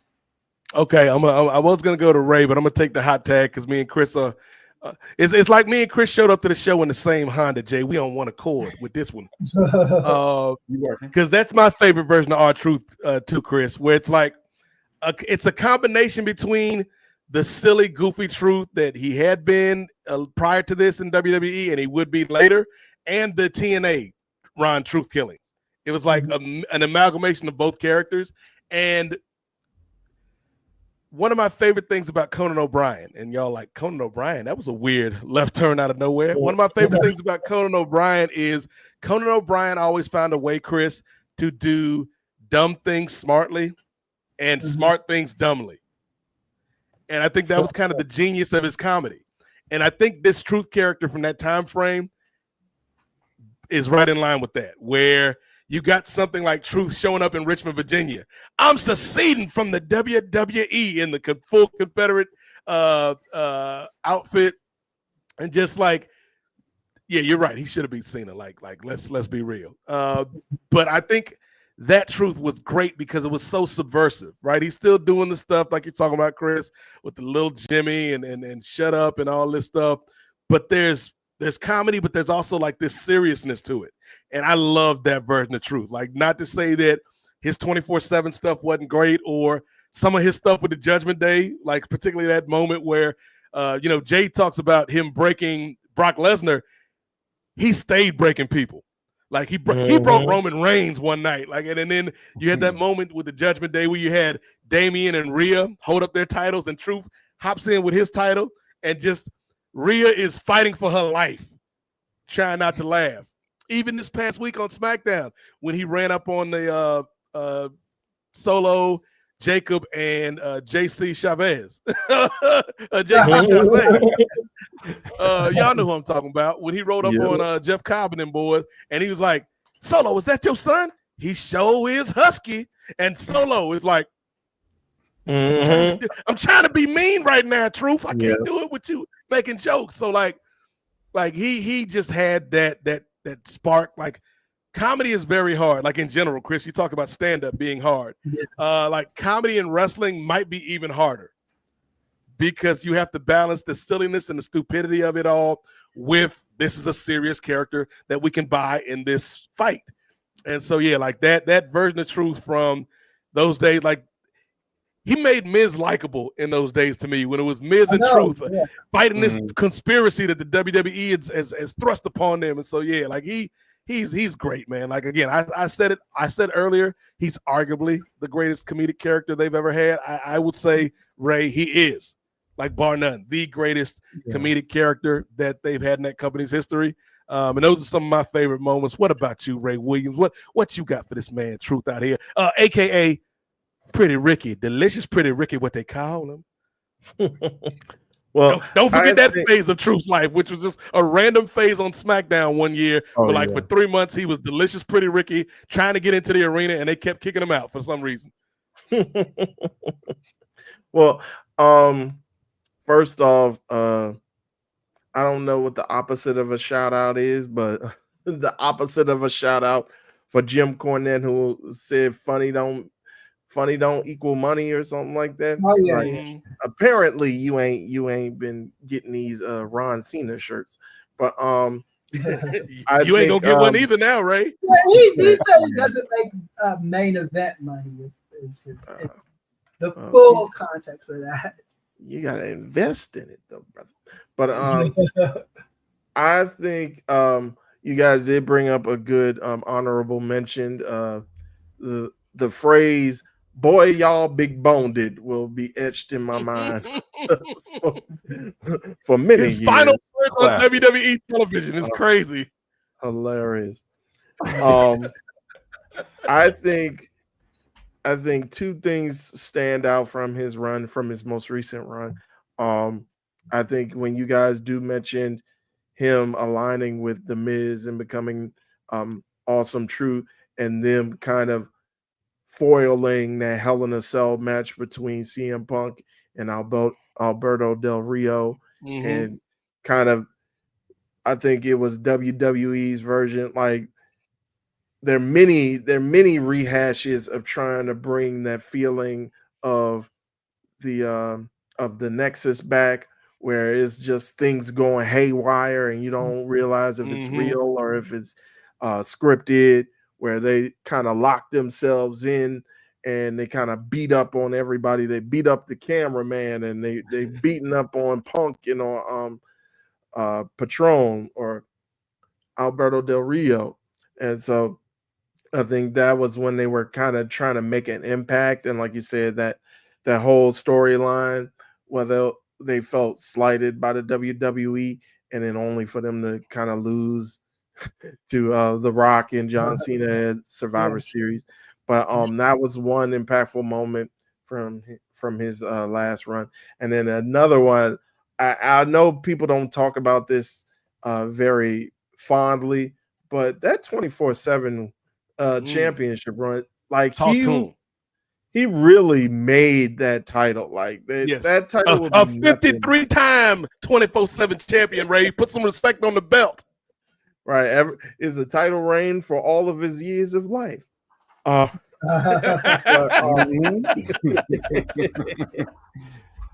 may be the only wrestler that's got more title reigns than years on this earth, because I think he's got like 60 in total in WWE. Yeah. So and specifically his feud with Rockstar Spud, and just him, I think it was Rockstar, and I forgot the name that they gave Rockstar Spud within the WWE. Drake Maverick. Yeah, Drake Maverick. But when he was supposed to be getting married, call that man Drake Maverick because he's average. Drake Maverick, pretty much. It's a Freudian slip there, Ray. Freudian slip, brother. That name was average. That's what I'm saying. His mama call him Rockstar. I'm gonna call him Rockstar. When I guess he was supposed to have been on his honeymoon. And shout out to Renee Michelle, his actual wife, or wife at the time, I should say. I don't know if they're still together, but Renee Michelle, who also used to wrestle at Maryland Championship Wrestling. But I think they were on their honeymoon, and then I think it was at the wedding. Yeah, or it was at the wedding. I thought it was had like the honeymoon. It was at the actual wedding, because they were going down the aisle, and that's what Truth hit him with the roll up. Yeah.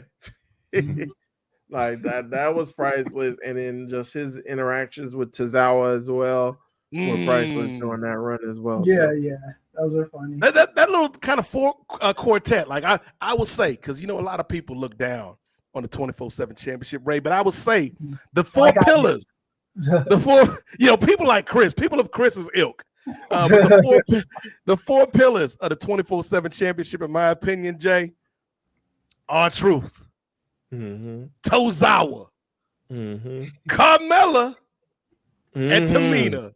When you put the four of them together, it was magic. Like just the way Carmella would like hop on Truth's back, and like there's a part of me as a black man, it's like I don't like that imagery, but it was funny. Like run Truth, run, and she hop on his back and they run away and scamper off. Like it was funny to me. I can't lie, Chris. It made me chuckle. Oh yeah, I mean this stuff it made me chuckle, but it made me chuckle in an uncomfortable chuckling. It made me chuckle like the way I chuckled at Lawrence Fishburne beating up Angela Bassett and what's love got to do with it, you know? Wow. The way Lawrence Fishburne played the role lended itself to a lot of comedy, but I'm not supposed to be laughing at that shit. And that was kind of how I felt with R-Truth in a lot of that stuff. I was like, this is funny, but am I supporting the ancestors? I'm gonna tell you again, because like I got all the love and respect in the world for R-Truth. The only time in my life though, Chris, where I was like, brother, come on, I can't do this with you, was back on the old WWE network, where they used to have like the little bumpers in between the shows. And like there was one bumper where Truth just popped up and he's like, hey, and I was like, okay, that's cool, whatever. But there was this one bumper, Jay, after like I don't even remember what show it was on, but it was like R-Truth would pop up, like he would literally pop up and then do like a rope and just be like, and like shuck and jive stage left. And I'm just like, come on, Ron. Come on, brother. But that one misstep aside, you know, hey, at least Ron never said I was born to shuck and jive, unlike some people, Tyrus. Right. But Truth, like again, comedy is hard. Wrestling comedy is hard, and I think like bar for bar, pound for pound, Chris, to me, he's the greatest comedic wrestler that company's ever had, because he was funny, but he could also, like we saw at the Cena match last week, like he could still go in the ring, dog. Yeah. He's probably the greatest comedic wrestler, period, just in any company, you know, because he did have a comedic timing about him. And he didn't even really have to try to be funny sometimes. It was just it was natural for him. Just the delivery of stuff, and just throwaway lines like referencing his own character's past. Like I forget what ladder match it was that they were like, "We going to the top of the ladder, Truth. I can't go there. Why? Might be spiders on top of the ladder." And then like a year or two later, he said something. It was another ladder match they were setting up to. He's like, I finally gotten over my fear of spiders. And I'm like, that's 100% truth, because nobody in the creative room, all right, like nobody in the writer's room remembered at the time or care to remember that a year ago, this man made an offhanded remark about spiders being on top of the ladder. And now his character is like, I got over my fear of spiders. I'm going to go and win Money in the Bank. And then Kane's like, but it's WrestleMania, Truth. Oh, my bad. That's on me, y'all. That's on me. Yep. That's on me. Like, come on, man. That dude, like, it's been said a lot today, Ray and Jay, but like that dude was a national treasure, man. Yeah, definitely. Like you said at the beginning, is a one of one. Yeah. So we wish the best to you, R-Truth, Ron Killings, in your future endeavors, man. I know you're gonna land on your feet, because again, like there is still use for this guy at 53 in this business, man. Whether it's a in-ring competitor, or whether it's a commentator, or whether it's an ambassador, or whether it's somebody that's helping bring up the next crop of talent in this business, man. So yeah, I hope R-Truth goes to TNA, just selfishly, because I think it'd be really cool, man. And again, this is no shade to Trick or to Santana, but I think like Truth's final act as an active competitor, like this retirement run as TNA World Champion, would be like where we get the serious, but he's still silly. Like that would kill for me. He'd be the last real champion, and then the last parallel his childhood hero. Yo, and if he could show up with the shirt, I told y'all my last time is now. Yeah. And then, like, again, because he's going to be back in the WWE eventually in some capacity. Like, I would love it if his final night in TNA, like, he just walks on the NXT for some reason. He's like, oh, am I late for work? No, Truth, you don't work here. Oh, that's on me, y'all. That's my bad. And then that whole spot in Orlando just go crazy for Truth one last time, man. Future Hall of Famer. Yes. And I hope he gets inducted by Teddy Long. Like Teddy Long and Road Dogg Jesse James should do like a co-induction for Truth. Getting rowdy. Yeah, do yourself a favor. Go back and look at Road Dogg Jesse James and K Quick getting rowdy video. Like that is completely a product of its time, Ray Williams. All 90s. Yep. All 90s, 100%. Yes. Oh, and these are working TNA. Like obviously the 2 NWA World Championships is a great accomplishment, but also the 3 Live Crew with Road Dogg, Quick, or Truth, and Conan. Like they were great for a time in TNA too, man. I don't know if anyone mentioned it or not because my network was kind of stuttering and buffering. But like the version of R-Truth I wish I would have mentioned was when they were in London and he first turned heel and he flicked up that cigarette. Oh yeah, that was hilarious. Yes, he used to smoke and then hit people. He used to hit people with water bottles. That was a fun gimmick. Water bottle shot. Yep, that was a fun gimmick for a while. And I forget it was because again he was doing the serious stuff, but still had these silly comedic elements to it. Ray, like he jumped somebody backstage, and then like the cameras went back there, and he was like, "Oh snap! Lil Jimmy just beat Susie down by the apple tree," and walked off. It was like that was completely random, but it works. Like this black Joker character, like running roughshod on the WWE, man. Like yeah, Ron Killings is the best. Yes. My queen Nia Jax said he the best. So what my queen say, go Ray. Of course. But speaking of go, let's go away from wrestling, man. We talked probably way too much about it, but it was something that was on all of our minds today after the news yesterday. But I'm getting a little hungry, Ray Williams. So we need to talk about discontinued menu items from fast food joints. This is something that I've been thinking about for a while because somebody, and I'll tell you the impetus of this, Jay. I had a buddy that sent me a clip of old commercials because they heard us talking about Darius Rucker on the Parley a few episodes back when we were talking about our go-to karaoke songs. And so I'd mentioned Darius Rucker, and they's like, "Oh, you remember this from back in the day?" And it was a Darius Rucker Burger King commercial for a little sandwich, Ray, called the Tender Crisp Bacon Cheddar Ranch. And the commercial is amazing. Oh, yeah. It's cinema. It's Darius Rucker doing his rendition of Big Rock Candy Mountain.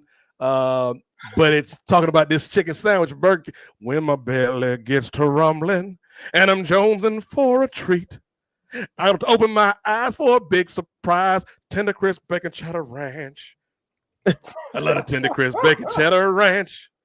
Big breast they grow on trees. And this song is mad suggestive too if you look at the video, because it's like big breast they grow on trees. He's talking about chicken breasts growing on trees, but then they show you like all these models doing their thing, and then they're like spilling milk all over themselves suggestively. Ray was probably like, that was a formative commercial in Ray's younger years. You get to play all day, all your lotto tickets played. There's a king that wants you to have it your way. Tender Crisp Bacon Cheddar Ranch. So that's okay, Ray. The marketing, of course, is what gets you in the restaurant. When you see that commercial, come on. But that sandwich, Ray, they wasn't lying. The exterior, Jay, the exterior of the Tender Crisp Bacon Cheddar Ranch had a nice crunch to it, right? A good mouthfeel. That's a technical word used by people to talk about food. Foodie fam unite. But then when you bit into that crunchy crust, Ray, you had the most tender, juicy, succulent chicken breast you ever had for $7.99 for a combo meal. The ranch sauce they used, it wasn't just no regular ranch sauce, Ray. It was like some milk infused ranch. The tomatoes tasted better. The onions tasted better. The tender, you throw a slice of cheese on there, you had the perfect sandwich. And to this day, Ray, when I go to Burger King, I get a chicken sandwich and try to fix it up, try to make a facsimile. I put all the same ingredients on that was on the Tender Crisp Bacon Cheddar Ranch back in the day, Ray. But it ain't the same. It ain't the same, Ray. It ain't got that crunch. Well, that's the thing, man. It's something about like some of these items, man. It's just like it's hard to replicate it, man. And I know now I think on TikTok they try to make it a business to be like, oh, I can make this taste exactly like such and such. I don't know, man. You can't. I challenge you, TikTok. Go to our TikTok channel. I don't even remember what our handle is on TikTok. Is it Nef Media? Yes, Nef _ I think it's Nef _ media.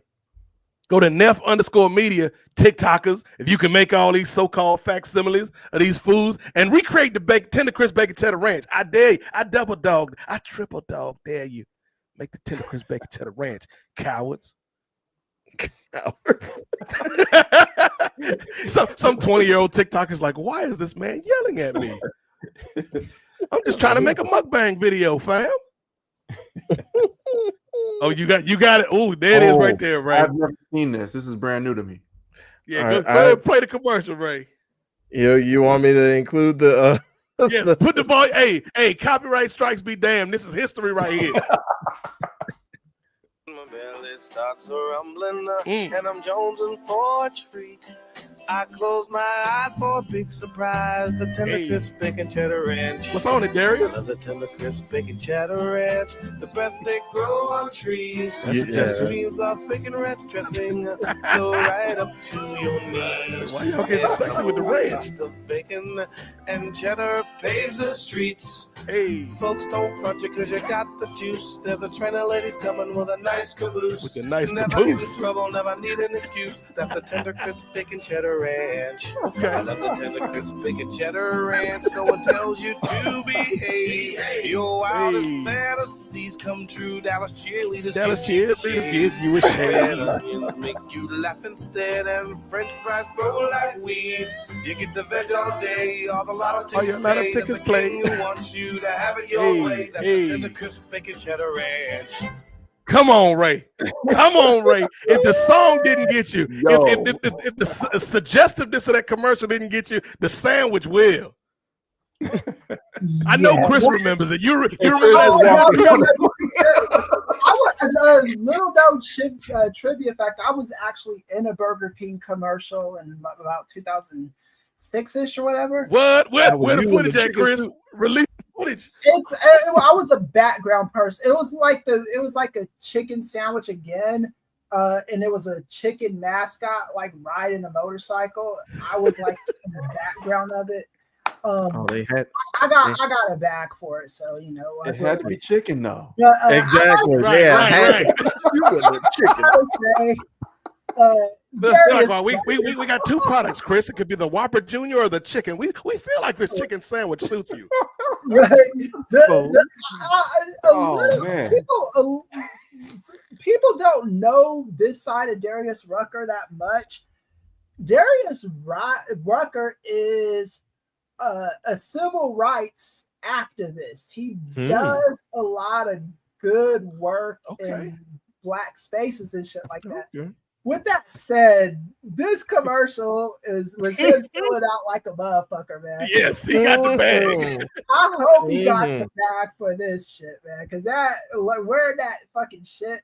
The only thing that's worse than it is there was a commercial where Mary J. Blige was sourcing about fried chicken. Yes, it was either KFC or somebody, but yeah, Mary J. was like singing her ass off for a chicken sandwich. Right, yeah. And then there's another one where Jerry Rice has a chicken. Oh, yeah. Man. I remember that one. Yeah. Will the fried chicken make you faster, Jerry? Is that what happened? Yeah. We commercials haven't been greatest to our people, especially. No. Like, did you ever try that sandwich though, Chris? Because I've been trying to tell Ray and Jay. That chicken was good. The only issue with that sandwich was it was like just 1,200 calories for one sandwich. Yes. It was a good sandwich, though. Yeah. Golly, man, it was worth it though. That was back when Burger King. It was like everybody was trying to go bigger. It was like right before they cut out all the trans fat and stuff from people's foods. Because I remember they had that, and Hardee's had that monster burger that was like 60,000 calories or something ridiculous. Yeah. Carl's Jr. out here, but yeah. Yep, Carl Jr. out west is that's his government out west. Yeah. But man, the tender crisp bacon. I'm trying to tell you, America, we used to be a proper country, man. Yeah, we had racism and homelessness and wars and stuff, but at least we could come home to the tender crisp bacon cheddar ranch and eat together. And that they used to bring that sandwich back annually, but they haven't brought it back because they're trying to divide us, Chris. They know if we're too busy eating this sandwich, we ain't gonna be fighting with each other like that. Wasn't no pandemic when the tender crisp chicken bacon cheddar ranch was out, Jay. One of these days, we're gonna have to do a show about like our favorite like fast food monstrosity. Yes, we probably shouldn't have liked, but it was just so delicious. Yes, you had to eat it, But that is not the topic on the table right now, Chris. The topic on the table is, what's the favorite food that you had from a fast food joint that's not around anymore that you wish they would bring back? Like mine again. My top two forever: tender crisp bacon cheddar ranch, and then this one gonna take you back, Chris. The Pizza Hut Priazzo. Right. Oh yeah, I like that. Man, listen, because this was back in the day, Jay. When you go to Pizza Hut and sit down, they got the pan, right? It's a pan pizza, but it's actually like a pie. It's like deep dish, but not quite deep dish. It was the Priazzo, man, with special Italian old world seasoning. And anytime they say old world seasoning, I know it got a little bit of racism in it because that was what was in the old world. But it tastes so good, you don't even mind the bigotry, Chris, because the Priazzo was so good, brother. Yeah. My favorite food, and Priazzo was good. I do remember that. My favorite fast food item that I wish they'd bring back, but they never will because they think outside the bun now, is Taco Bell. When I was a kid, my mom used to always buy me this sandwich from Taco Bell called the Bell Beefer. It was like a loose meat sandwich. It was like take the taco meat and they put it between a bun and they put like tomatoes and shit on it. And it was to me, it was like so delicious. At Del Taco, they have that sandwich there. I forget what Del Taco calls it, but when I was a kid at Taco Bell, they used to call it the Bell Beefer, and that I used to just love that shit, man. And then that's a good pull. Yeah, and then I'm trying to think of another one because there's if I had a chance to really like think, I'm probably could name some more. You know what else Taco Bell need to bring back, Chris? Two things. Number one, and they brought it back for a little bit when they did the 90s menu earlier this year. The gordita, like put it on the like. If you could make a gordita crunch, you can make a damn gordita. Okay, stop playing Taco Bell. And then the second thing, the churros, man. Them churros used to hit. Oh yeah. And they were selling Choco Tacos for a little while. But Klondike discontinued the Choco Taco. There's somebody out there with a freezer full of Choco Tacos. They just selling on the black market. Yeah, there was some guy on YouTube that showed you how to make your own Choco Taco, and I did, and it turned out okay, but it wasn't the same, It ain't it ain't hit right. Yeah. Klondike needs to come correct and bring that back. And I'm trying to think of certain stuff that I used to buy. Like I used to like McDonald's with the McFlurries. They had like all different flavors. Now it's just like they got the Oreo one and that's it. But back in the day, they had like the Reese's. That's when the machine worked. Yeah. When the machine was working. I liked there was some these chicken select strips from McDonald's. Man. Oh yeah, the select ones was the selects was nice. Yeah.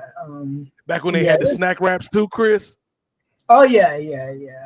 Those were the snack wraps. Oh, yeah, and Popeyes used to have a version of a snack wrap where they would take like one of their chicken tenders, the red beans and rice, some cheese, and they put it up in a like tortilla shell. Okay. And they wrapped it up, and it was like $1.50 or whatever. Not the red beans and rice.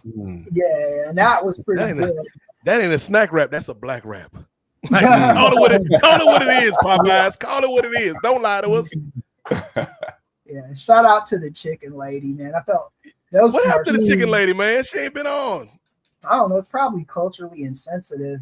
I'm gonna say, you know what? Because it was when everybody probably during the pandemic, like after George Floyd, when all these companies like Uncle Ben's no longer on the box because we stand with our black customers. We getting rid of the black Popeyes lady because we didn't ask y'all for that. Let that lady keep her job. Just stop killing black people innocently on the street. Okay, how about that? Right. Thank you. Yes. Yeah. They were real offended by the chicken lady back here in 2005. I remember being offended, but then I was like, nah, she's got to get her money, man. Yeah. They because like there was like they had a Popeyes commercial, like Bruce was a spokesperson for them. Yes, for a little I remember that too. Yep. yeah. And here's the thing: the Popeyes lady was probably the best option. I like the most culturally sensitive option out of the actresses that they auditioned. I think they could have given her eventually I think they gave her a name because people were complaining about it, but they were calling her the chicken lady, man. Like, give her a fucking name. Like,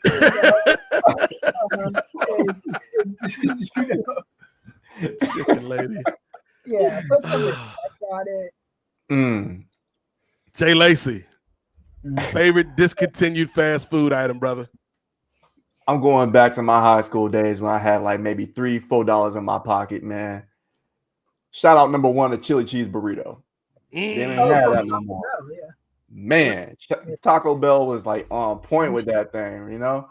And the other thing, the Mexican melt. Oh my God. Yeah. The Mexican melt was hitting. You go to Taco Bell with $3-4 in your pocket, and you come back with a full belly. Yes. You know what I mean? This is pre Baja Blast days. You know what I'm saying?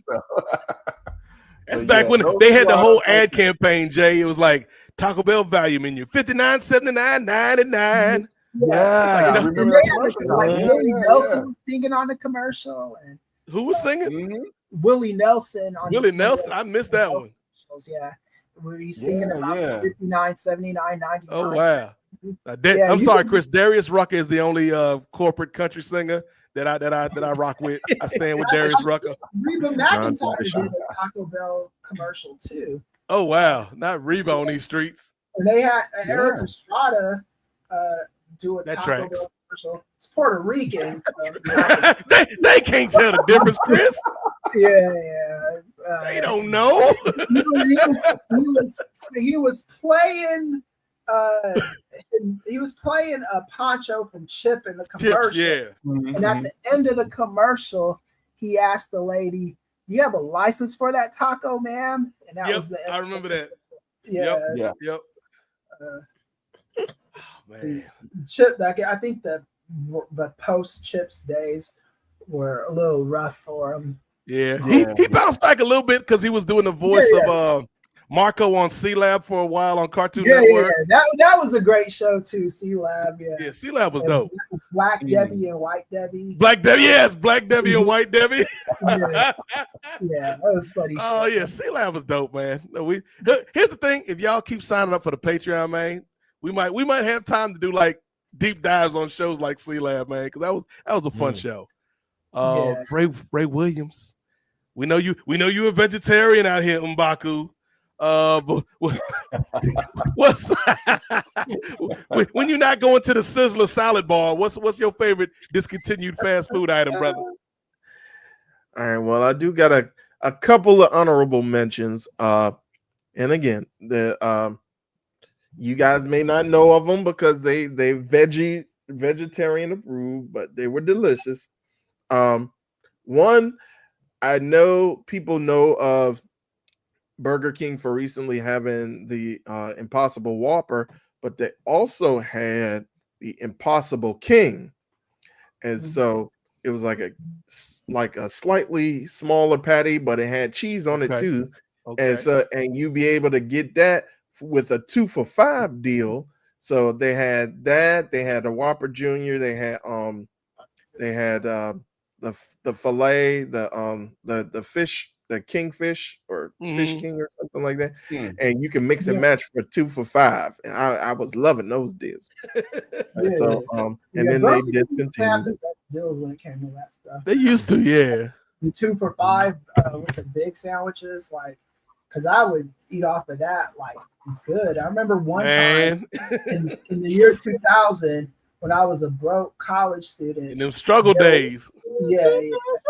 They had a meal plan where you could get a Whopper, a fries, and a drink, 2 for $5.50.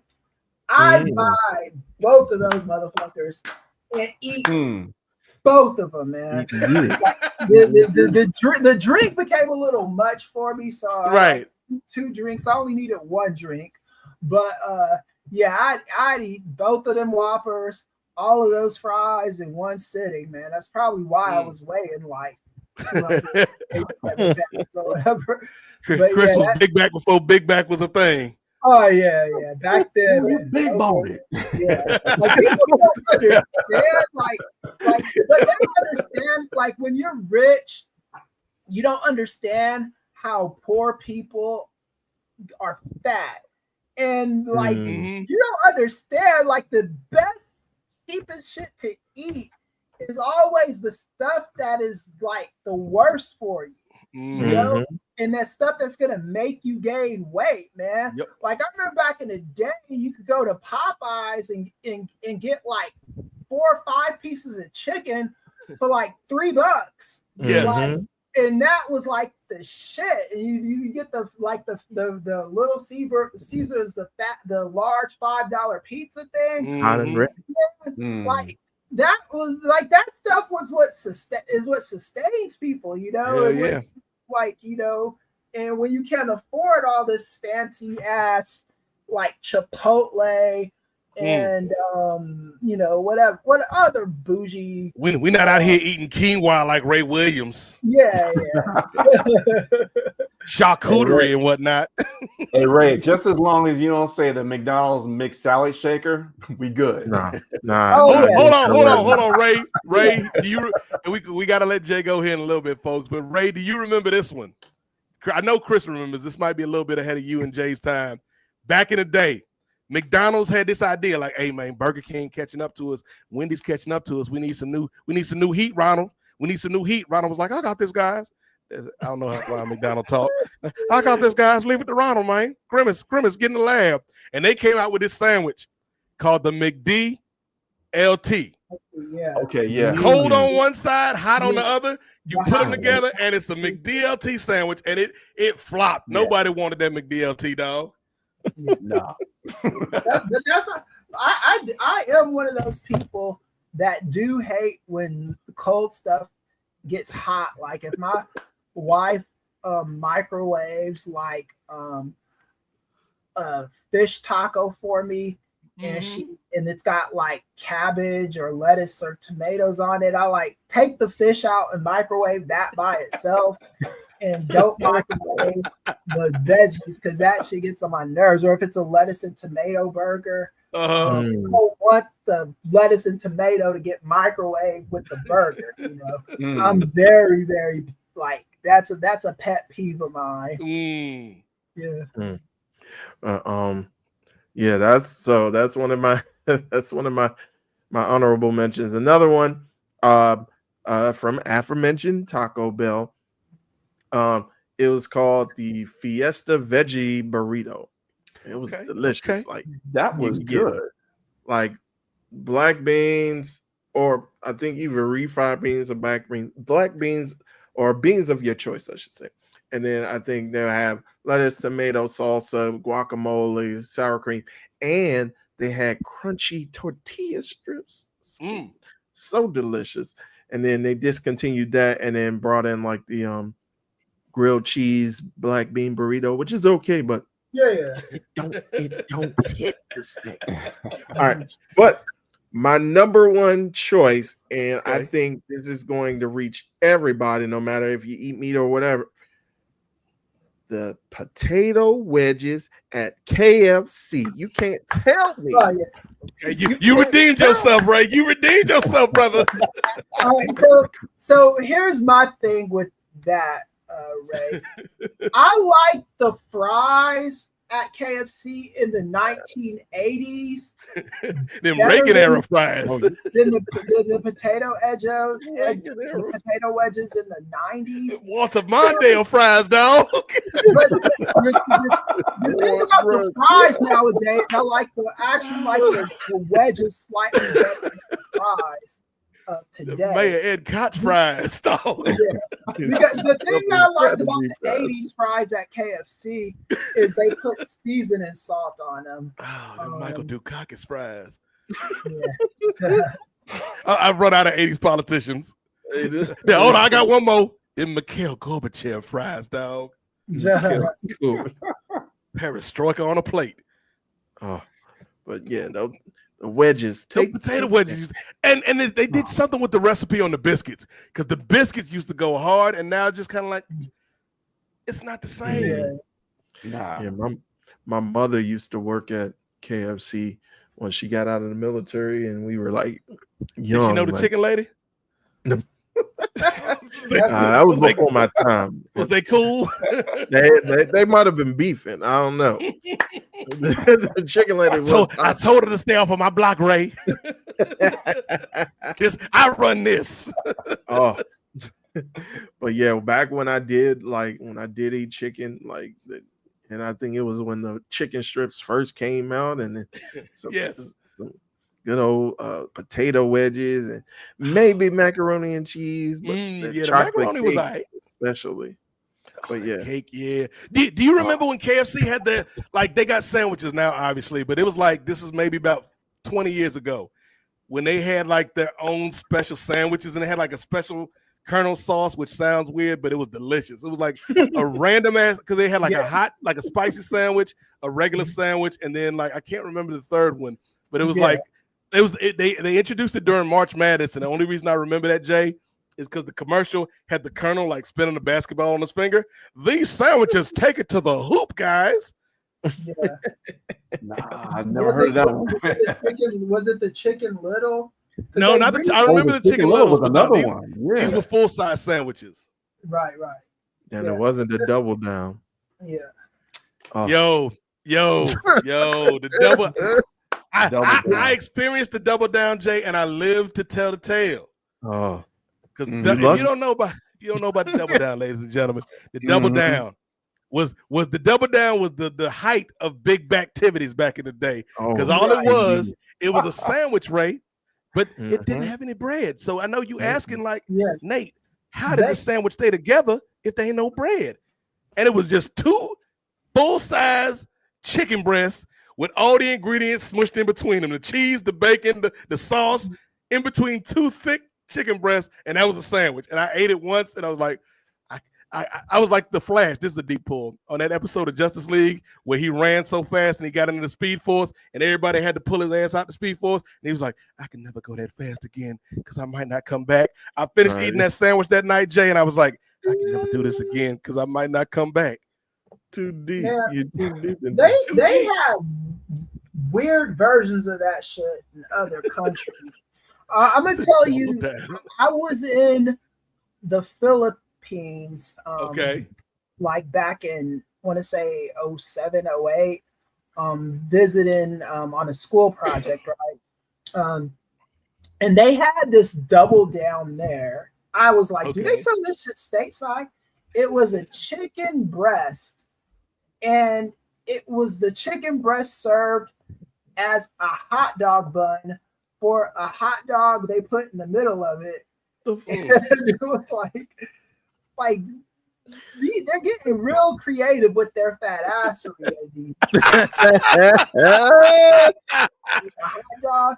And then I think stateside they released like the like a mini Luther at KFC, like a KFC donut sandwich with like donuts as the bun and the KFC meat in the middle of it, the chicken breast, the original recipe stuff. Yeah. I think the greatest thing KFC ever did was with made their chicken tenders original recipe, because I didn't really like the old chicken tenders they used to sell at KFC. The crispy ones? You like the crispy? The crispy ones, yeah, it was like more crispy. I think they probably used the extra tasty crispy for that. I think they still sell it like that, but the default they sell it in now is original recipe tenders. Oh, and the sandwich I was looking for, one of them was like the KFC zinger. It was like on the zingers, the zingers, yeah. I remember the zinger, yeah. So did Jay have the jet? Yes, sir. So salute to that brother Jay Lacey, who the only man, Marty Jannetty wish he could, the only man to get kicked through a barbershop window, come back in, and then get kicked back out by Ray Williams. He a real one. Salute to Jay Lacey. The meeting with Dr. Avis Jones DeWeaver. It doesn't start till 4, so we're good. Okay, so we got a little bit of time. All right, so we got time to do one last thing. But I'm gonna go take a break real quick and use the restroom because I've been drinking water and soda and juice all through this whole podcast. And then when I get back, Ray, we got to take a trip to the park. So I'm gonna let you and Chris reminisce on the zinger or your quinoa, and I'll be right back. Oh my goodness. Well, I guess yeah, I don't know. Let's talk about healthy foods now. Well, you were talking about I think, and I wanted to bring it up a little bit earlier, just to circle back around a little bit on our true subject for a little bit. And I remember when we were talking about the cuts, like prior to this, like last month when we were talking about all the cuts, and you were mentioning like the distinction between being cut and allowing your contract to not to run out, and you kind of brought that up today as well. So I was thinking, that does that make it a little bit more not palatable for you, but kind of like another reason why it wasn't that much of a surprise? To me, I mean, yeah, I think anytime you work at a job and they fulfill the contract that they set for you, because I work contract jobs, right? Like when I teach, they give me the job for the semester. Typically it rolls over to the next semester. So I always get the classes that I want. At the university system, it's a little bit different because you work there. And once you become after your third year, they put you on tenure track. So then it's a little bit different. So like when you're a contract, if they fulfill the contract, that is a good thing they did. So I think that's good that they did that with R-Truth. I think the not renewing the contract it's better than most get, because these motherfuckers just lie on the contracts. They'll be like, oh yeah, we're gonna you're signed to a 5-year, like all those $1 million contracts that they were signing wrestlers to when AEW first came to fruition. What's his name?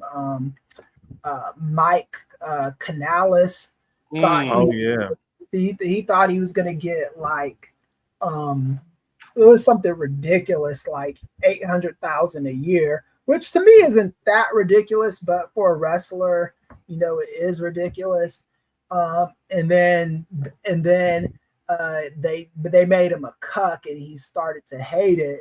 and then they just released them all together, you know. So it's like they do that kind of shit where they say they're going to pay you this money and then renege on the contract. Yeah. R-Truth got it better than that. I think the kickback to that is that WWE is always bragging about their financials and how much they made. And they recently dissed the city of New Orleans and was like, yeah, fuck you guys. We got a bigger bag to go. Right. Either Mexico, England, or this other spot. Minnesota. Yeah. And I think that's a bad look as a company, you know. Like if, like say, for example, if R-Truth was an AEW wrestler and his contract was up and they were like, okay, we're not going to renew it. I think it's different because AEW isn't like constantly on TV bragging about how much of a bag they got from this and that and that. And this, like rubbing it in the wrestlers' faces. How much of that bag is the talent getting, you know? Like I know CM Punk isn't working there for chicken scraps, and neither is like Cody or Roman Reigns, but like how much? Like honestly, for the level of bragging that they do with these financials, there shouldn't be a wrestler in that company making less than like $1.5 million a year. That I mean, unless like no, they there's no one in that company that should be making less than. I really think the low end should be $3 million a year. But conservatively speaking, $1.5 million each wrestler should be making in that company, or more. Yeah. And I'm sure that like Cody is making more than that. Oh, most definitely. Yeah. Cody. Not only through his WWE contract, but also like with the other opportunities, like the show or the alcohol. Yeah. So I mean, he's living fat in ATL, man. I wonder where he lives at in ATL. Probably Buckhead. If he lives in the city proper. Douglasville, they got a lot of big houses there in Georgia. It's not Atlanta, but it's outside the city. But it's just right outside the city limits, and the houses there are huge. So yeah. You know, a lot of people say money can change you though, Ray. You know, like for me, I know, for instance, if I made $1.5 million a year, or if, you know, we in the middle of this drive for 500 for the Patreon and the YouTube. So if we got 500 subscribers, man, people might be like, Nate, that money gonna change you. I'm like, no, I'm gonna be the same me, Chris, be the same me, Ray, that you hear on these shows every week, every month, every year. I'm still gonna be me. I'm still gonna spend time with my family, hang out with my nieces. I'm still gonna walk to the park, Ray, and feed these ducks on the pond, brother. Let's go. Yes, it's time to close out the show as Ray takes us to the pond. It's feeding ducks on the pond, where we each have one question that we spin it around the room. Could be a serious question, could be a silly question, could be a topical question, could be a question that don't even make no damn sense. I know Ray been working on this question all day. So Ray Williams, what question do you have for the group? All right, well, you know, we like to get silly on here. We like to get turned up, as it be. But I'm trying to be a bit thoughtful now. Okay. So I'm thinking, if you guys were president for a day, president of the United States of America, okay. What's one thing that you would like to put in a place to make sure, like, long term, like that you will have your legacy be fulfilled? I'll go first, Chris. President Milton regime, the one-day regime. First thing I do, obviously, is I would pardon Todd Chrisley and his wife scamming all them people out their money. And while Todd Chrisley is now all of a sudden a advocate for prison reform, You would not believe what I've seen in these prisons. I used to like that show, man. The Chrisley show. Yeah. My favorite scene was when the son came in. Daddy, we need to have a conversation. We need to have a man-to-man chat. And then his dad looked at him. Todd looked at him. Well, son, if we gonna have a man-to-man chat, then it looks like we a man short. Like, oh, got him, Todd. You so crazy. You so crazy, Todd Chrisley. But you did scam them people out of all their money, so you should be ashamed of yourself, you and your wife, and your daughter that's out here at these MAGA rallies. But she did get you out, though, with the pardon. So, hey, game is game. But no, seriously, Ray, what I would do, there's a lot that I'm thinking about in my head, like universal health care or something close to universal health care is a thing that I think about because a lot of people can go into debt just by trying to get well. And that's something that needs to work in this country. I'm thinking about like raising the minimum wage for workers in this country. I'm thinking about like more taxes on the rich to make them pay their fair share, Chris. There's a lot of things I could think about like that we could do to make this country better. And it all comes down to like, it all kind of swirls around capitalism and like the mechanism of capitalism. And it's like, you can't change that or extricate that from America, especially if I only got a one-day presidency. But I think what I would do, Chris, maybe the thing that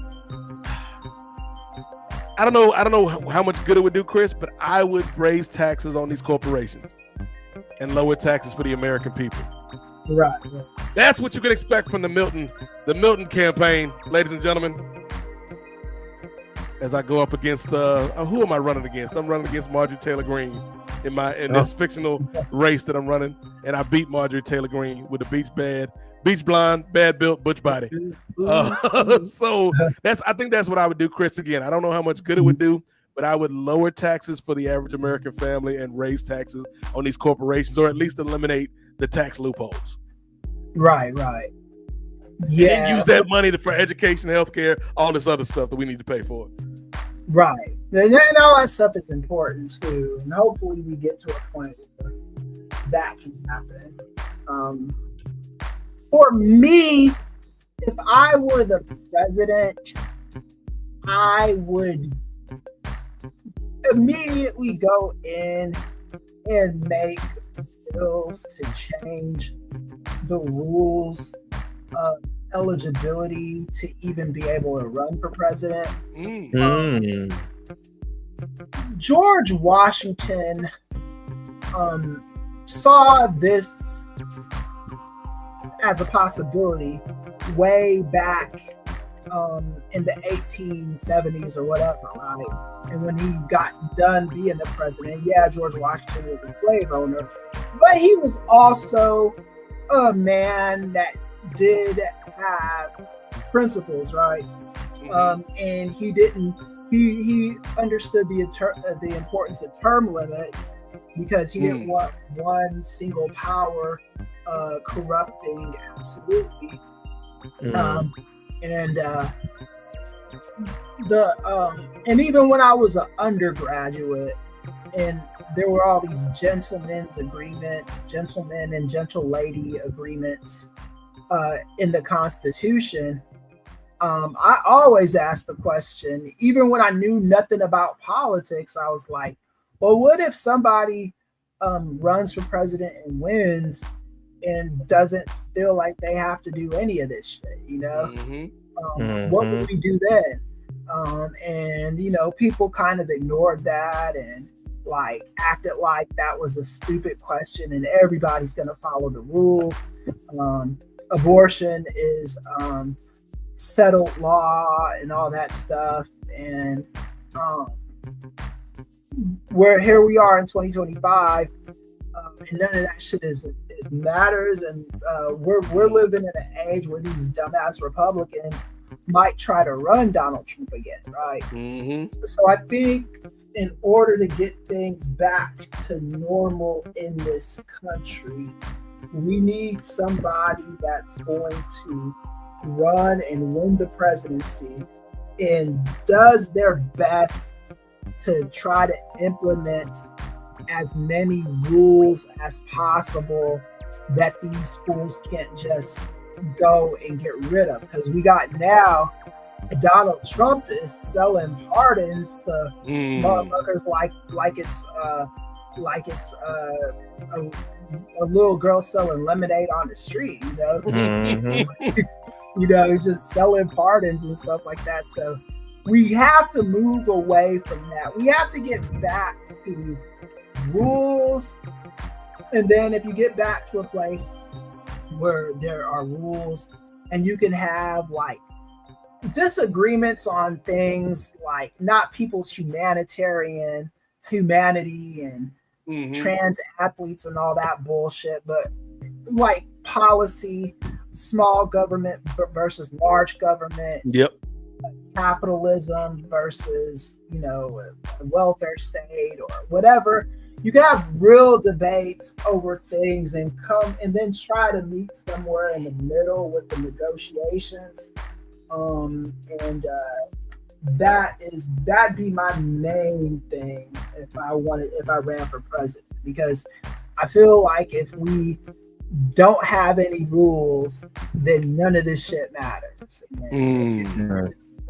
If you're selling pardons to people that are willing to like riot and shoot and kill for you, then who's to stop the next, you know, idiot to do the same exact thing? Yep. That's a great answer, Professor. Last thing I would do, Ray, on my way out of the Oval Office, as I get ready to board Air Force One for the last time with First Lady Jax, is you see the vision? You see the vision, brother. I would add 2 more justices to the Supreme Court. Balance that out a little bit. But Ray, you asked the damn question. What you gonna do, President Williams? Well, you brothers are so noble and so looking beyond yourselves and looking out for the greater man. And I appreciate y'all thinking that way. I was kind of thinking of some selfish reasons. Like I'm getting off these student loans, dog. I don't care what you say. And now Trump set the precedents. No pun intended, but Trump set the precedents that even the Supreme Court, I ain't got to listen to y'all. Most definitely. Forgiving student loans for everybody. And if you owe money or if you paid off your loan, I'm gonna give you a little something on the side too, so that y'all ain't saying, back in my day, I had to earn my money and I had to pay my own debt. Shut up. Here's $10,000. Just shut up. You get something. You're leaving with something, okay? So I was thinking that, and then of course what crossed my mind because of this reparations, dog. Reparations.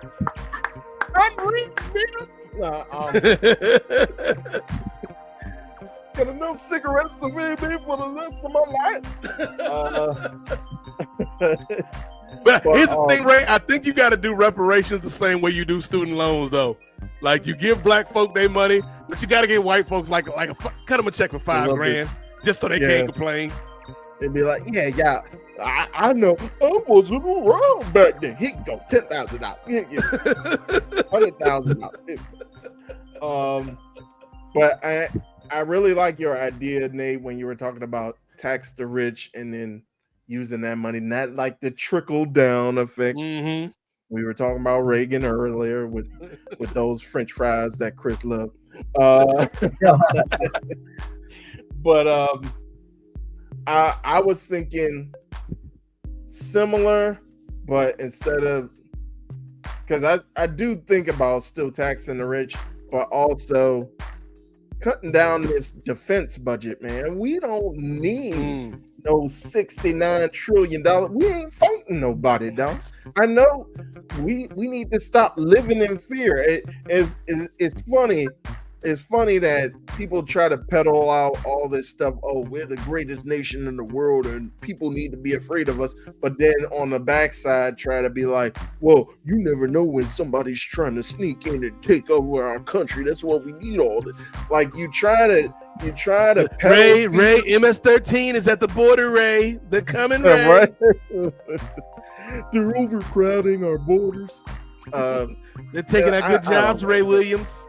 It's like we don't need all of this stuff. We not like I know people are gonna say, oh well, if you don't stay ready, if you don't stay ready, then you won't be able to get ready or something like that. But it's like I think we can still stay ready, but not at the extent that we're doing now, where we're paying for a bunch of planes that we don't fly, a bunch of jets and helicopters that we don't fly.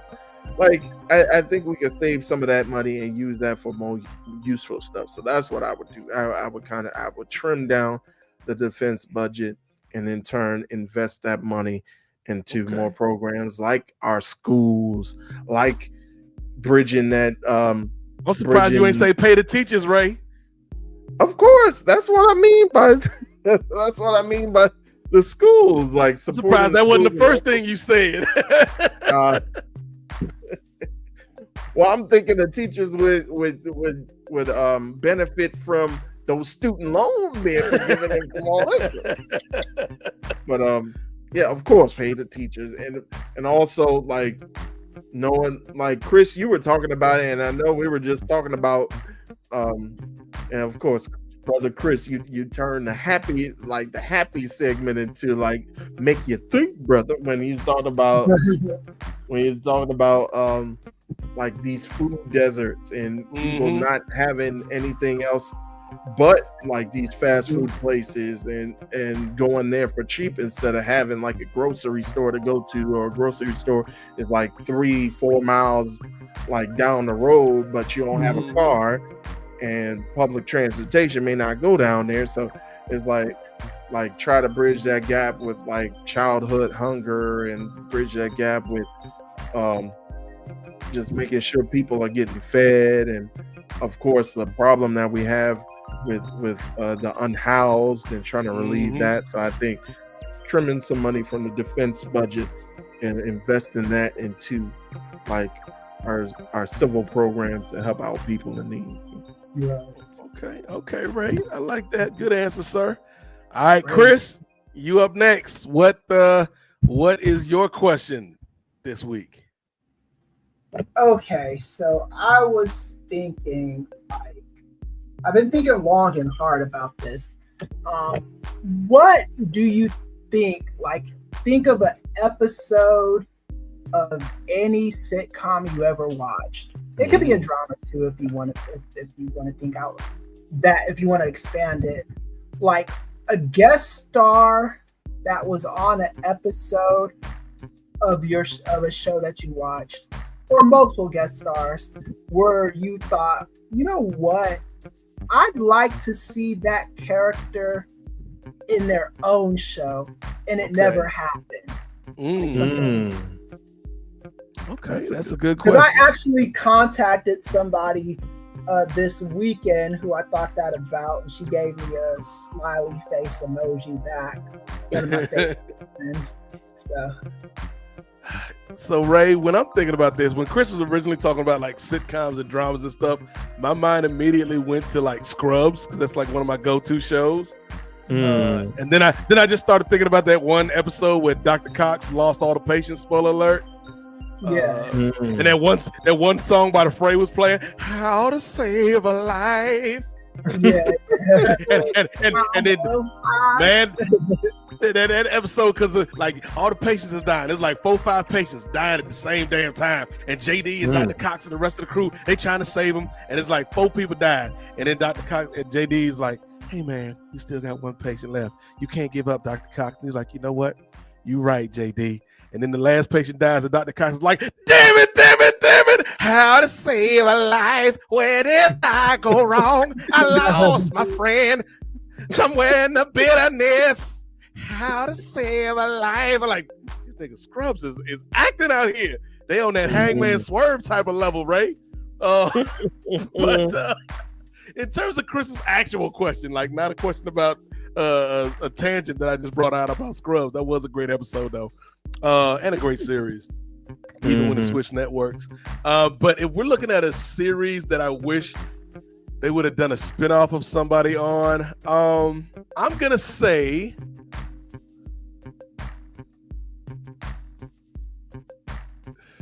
You know what? I'll go to CW. And I know the CW wouldn't have done it because they don't have money. But like the CW DC universe, the Arrowverse, Chris. There was a character on Arrow named John Diggle. And the rumor for all those years was John Diggle was eventually going to turn into John Stewart, the Green Lantern. And they kept teasing you. And then like the final, it wasn't even on Arrow when they did it, but like on the final season of The Flash, John Diggle had this box with a green glow in it and he just threw it away. He's like, no, I don't want that life. I want my family. And that was it. And I'm like, I don't care about your family, John Diggle. I want to see the damn Green Lantern show. So I would have liked to seen John Diggle, David Ramsey was the actor, get a spinoff in the CW and be like John Stewart for that Arrowverse, Ray. That's my answer. Gotcha. Yeah. Oh. That wasn't the. You went outside of the rules of what I asked. What you talking about, Chris? I said a guest star. Oh, you did say a guest star. Appeared on the show. John Diggle wasn't a guest star. Okay. I'm gonna flip your semantics back on you semantically, Chris. The time John Diggle was a guest star on The Flash, I wish they would have spun him off into his own series. Okay, I'll accept that. I'll accept it. No, that counts. That counts. Objection, Your Honor. Badgering the witness. So John Diggle when he guest starred on Flash, I wish he got his own show with the Green Arrow. That's my official answer, Chris. Yeah. Ray, what you got? All right. Well, and I don't know. This might be like too much Inception, but I'm gonna go with a late night TV host who was on a sitcom. So we were talking about last week, we were talking about fictional musicians. So now I'm talking about a fictional late night TV show host who I wish would have had like his own sitcom, or maybe not sitcom, but probably his own kind of like a Larry Sanders style, like TV show / late night show. And that would be the Varnell Hill Show. You miss me? Who can take a sunshine? The Varnell man can.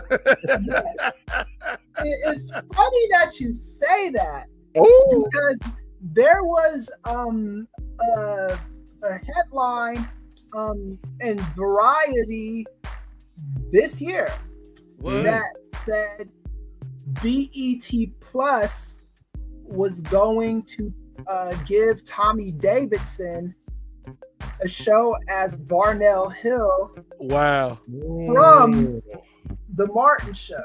You can Google that, and it's going to air on BET Plus. Wow. Now I got to get BET Plus. So you might get your wish in that regard. Oh, it's gonna happen. Oh, sir. I might tune in. Boing, boing, the Varnell man can. Did you miss me? He killed that. Did you see the Martin reunion? Like when he came back for a little segment? I think I did see that.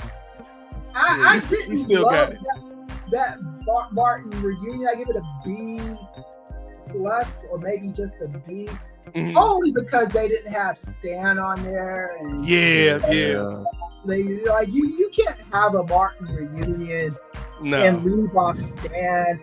but then bring Marla Gibbs on, who only did like that one episode. Yeah, and it wasn't even that memorable of an episode she did. I love Marla Gibbs. You know, she's great. But it's like they should have did Garrett Morris better than that. Yeah, they should have did. I don't know if he was it, because I don't know if you saw him come up on SNL 50, but yeah, he was in a. Okay, so I'm glad you mentioned this. You go to my Facebook. I know Garrett Morris. Okay. He used to have a club out here in Lamert Park, a comedy club, and me and my girlfriend I was with at the time would go to the show all the time. And he would do like comedy sets, and he would have like little things like nosebleeds, and you didn't get tired like an old man, because I think he was like probably like 85. He might be closer to 90 today, but I mean he was old, but he was still capable and able to do things. So if Martin says he was sick, too old and sick to do that reunion, I know that's a lie, because I was talking to Garrett Morris during that time. So, I think it was probably just the thing that Martin didn't want to. There's some kind of conflict there that Martin doesn't talk about. Garrett Morris. I don't know what it is. Gotcha. All right. Well, you asked it, brother Chris. Now you got an answer. Okay, so there was an episode of The Fresh Prince of Bel-Air in the 90s. Okay. And Elise Neal and Pam Grier and Pam Grier was going a woman that was Uncle Phil's crush from back in the day, but he never got to do anything with her. And she had a daughter, Elise Neal, who was equally as fine as Pam Grier. Indeed. So when they both saw him, they were like, damn. And, Will immediately start hitting on the daughter. Then it crescendos at this part where he's taking the daughter home. The daughter tells him that her and her mom got separate hotels. And then Will is like, oh, well, let me come in and, do my thing and stuff. His character was 19 at the time. And she says, nah, this is too fast for that. And she shoos him away. And then as he's walking away from his hotel room door, thirsty as fuck, he passes Pam Grier's character in the show. Her name is Mrs. Robertson, pun intended, I'm sure. And then he jokes with her, says, "Hey, your daughter wanted me to come into her hotel room, but I was like, nah, this is too fast for this." And and then Pam was like, I'm sure you were a perfect gentleman. And then she asks Will Smith if he could go into her hotel room and share his earthquake recollections. So you're watching this and you're like, okay, that's weird. Why does she need to hear earthquake recollections in the middle of the night? And Will was like, right now? And she was like, yeah, I'm kind of wanting to know something. And so he goes in and he's a little reluctant. And then she's talking and she's like, let me go to the back and change. And she's talking and they're joking and stuff. And he's talking about he heard a lot of crying and stuff. And she asked, is that baby Nikki? He said, no, baby Carlton. And it's a funny little cute scene. And then she walks out of the bathroom after changing into something more comfortable, to quote Will Smith, and she was in a robe. And then he doesn't necessarily feel comfortable being here. He even says it like, "Yeah, you're in a robe." And usually when a woman gets to something like that, it says she wants to get a little more comfortable, and I'm not comfortable with this level of comfort and all that. And then she's like, I just gained some weight or whatever, tries to justify it that way. And then he's like, "Oh, okay, my bad. My uncle has a fat problem, whatever." And then she's like, "You want to come and sit on the bed and look at some pictures?" And she starts looking at some pictures, and the pictures are friendly at first. The water's blue and all this stuff, and they're having a good time in Saint-Tropez. And then she shows him a picture of her topless. And he's like, "Ah!" He starts screaming. He's like, "I gotta leave and go to the lobby and do something." And then she says to him, "Will, you're not going anywhere." And then he's like a scared little child, and he goes, "Okay." And the next morning, in the next scene, he's like jumping. He's like sneaking home, and he's doing the like ultimate walk of shame and all that shit. And then they have a barbecue where Phil invites the daughter again, and he only sees the daughter at first, and then Pam Grier shows up, and he's like, "Oh," and he's like, he said, "I fell for you last night. I'm not gonna fall for you again." And then he starts seeing Pam Grier's character, and she starts talking to Uncle Phil, and wants Uncle Phil to meet her at the hotel. And Uncle Phil's like, "Well, Vivian's not gonna be there. Well, be with me tomorrow. She's busy." And then she's like, "Oh, well, she doesn't need to be here. It's just me and you. We can just have a friendly time reminiscing. Old nothing." And Will hears this, and he's like, "Ah, nice. You're gonna get a little bit more than dessert, and all this." And then they have a conversation, and Will tells Phil what happened, and then he goes, and then ta-da. And Phil's like, oh, you slept with Janice?" and yells it out, and the whole thing, Daphne Maxwell Reid, who's underrated, she kicks her the fuck out. The daughter leaves mad and upset.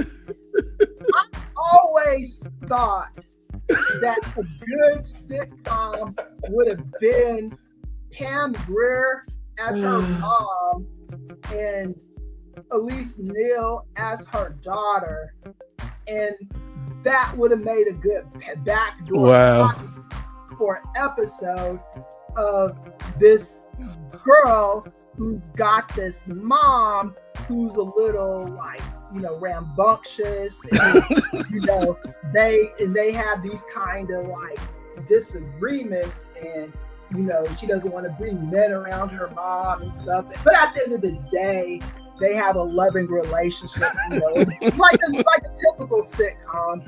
I always thought that should have been the show. And Mom, you slept with my boyfriend again? Yeah, and then, even that prospect right there, I thought there could be an episode where she thinks her mom slept with her boyfriend again, but her mom actually did the right thing and didn't do it. And like you could have had so many misadventures with that, and I was always upset that those two didn't get their own sitcom. So that's my answer to that question. Chris just using his executive powers at the network just to cast Pam Grier in a show where she could be a little feisty cougar on these streets. yeah. You ain't slick, Chris. I mean, what she did to Will Smith was so. He's a 19-year-old. Yeah. You're telling her to go back to your hotel. Like, what 19-year-old at that time? I was probably like, 13 years old. If Pam Grier tells me you ain't going nowhere. I'm stuck in the room, you know. Chris is like, yes, Jackie Brown. Yeah. It just is what it is at that point, you know. Oh, that was magical.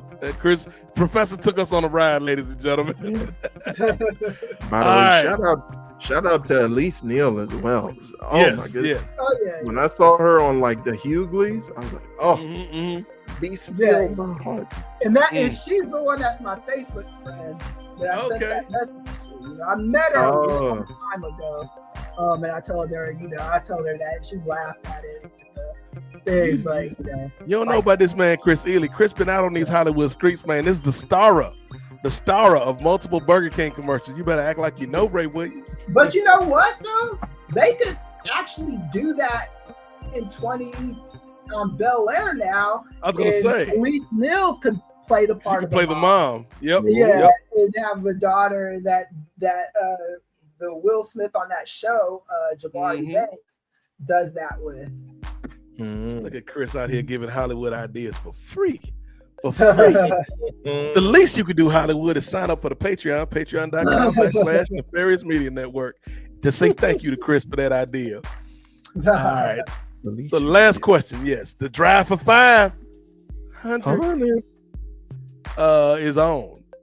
Now, my question, final question. You know, we talked about Scrubs just a little while ago. How to save a life. and the way the song start out all slow too, Ray. And then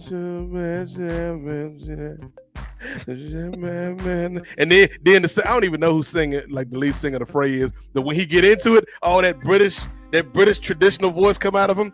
And then goes somewhere. So she will say, why not do things? You wonder why you came. Where did I go wrong? I'm gonna watch that. The only part of that song is, and I know how to save a life. That's the only part of the song. And then he bring it back. How to save a life. Where did I go wrong? Right. Lost my friend.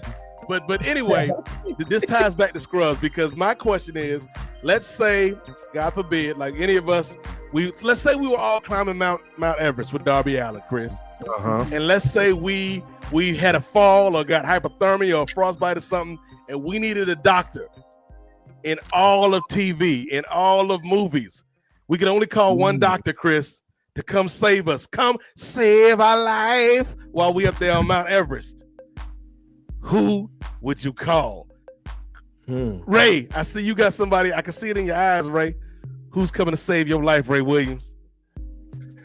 I mean, the thing is, the first one that popped in my head was somebody I don't want coming, and that's Dr. House. Like, brother, I don't need your wit and your sarcasm at this time. My friend is about to lose his leg. Keep that to yourself. Are you a junkie? You looking mighty Elonish right now, brother. Why are you? All right. How'd you get that black eye, Dr. House? I know. Yeah, I'm trying to think, and then I think the people that popped in my mind were the people I don't want coming. So Dr. House, then Doogie Howser is like, brother, you are too young, brother. You can't be thinking about this at 13. I don't even know if you've seen like an amputated leg before. So I don't know. I think maybe my default, and it's kind of like if I wanted a Harlem Globetrotter to play with me and pick up basketball, I just pick anybody because I don't know anybody in particular. So I just pick any of the doctors from ER. Okay. So we talking about like Dr. Carter, Noah Wiley, Dr. Green. I think I would go with Dr. Green. That's Anthony. Forget his name. What's his last name? Anthony Edwards. Yeah. Yes, like not the basketball player. Yeah. But yes, and not Ant-Man. I don't know what. Yeah. You're like, hey, give me Anthony Edwards, and then the basketball, the Timberwolf shows up. Like, no, he can't do no surgery. Eric LaSalle's character, because his character was a dick on ER. Peter Benton, Peter Benton was an asshole, but he was a good doctor, though, dog. Yeah, he was a fantastic doctor. If you are all about business, he was. Yes, he was there to. Peter Benton, that dude. Yeah. So I think I'll go with Dr. What you say, Dr. Green? I'll go with Dr. Green. Dr. Green, you can't go wrong with ER, Chris. Like that was like the Avengers of medicine back in the day. Because Dr. Carter came up. Like this man Noah Wiley to this day still out here on medical dramas because of ER. The Pit is actually pretty good. Yeah, and I stopped watching it around this time, like probably about the second season of when Mekhi Phifer was on there. Oh, but I like his character. Yeah. His character was real cool too. That was when they tried to do like the new class of doctors, because you had Mekhi Phifer, you had my girl Linda Cardellini. Oh yeah, off of Scooby Doo. She still is. She was on there. You had they had like the Croatian, like Tony Kukoc doctor. I can't remember his name, but like the Croatian doctor was in the building. Goran Vishnu. Yeah, he was. I call him Tony Kukoc doctor. Like this brother played for the Bulls, and he worked out here doing surgery. And was Gloria Rubin? Was she a nurse or was she a doctor? Gloria Rubin was a nurse. You had the British lady doctor. She was cool. Yeah. Margulies. Oh, my girl, Juliana Margulies was like the head nurse for a little minute. We forgetting Clooney. Clooney was on these streets. Doug Ross. Dr. Ross. Yeah. ER was the GOAT, man. A doctor shows, in my opinion. Ran for like 15 seasons, which is crazy. Yeah. Them last couple seasons was a little rough. No disrespect to Mekhi Phifer and Linda Cardellini. The problem that a show like ER runs into, that I think Grey's Anatomy started running into like maybe 5 years ago, is there's only so many doctor stories you can do, Right. Before you've done all the ailments. Yeah, the reason why Law and Order works is because there's always different crazy ways people commit murder in real life, and they could just pull shit from the headlines. You can't really do that with the doctor show the same way. I think their version of that is, now one of the doctors got sick. How we gonna save them? Right. Exactly. Yeah. They do all this melodrama on those what's her name? Those Shonda shows, Oh yeah, Shonda Rhimes. Oh yeah, with Grey's. Grey's Anatomy. Yeah. All right, Chris, you've had time to think. Doctor, who's gonna be your doctor on the mountain with Darby Allin? So, I actually, Doogie Howser would have been a doctor. I think. Only because I remember the show.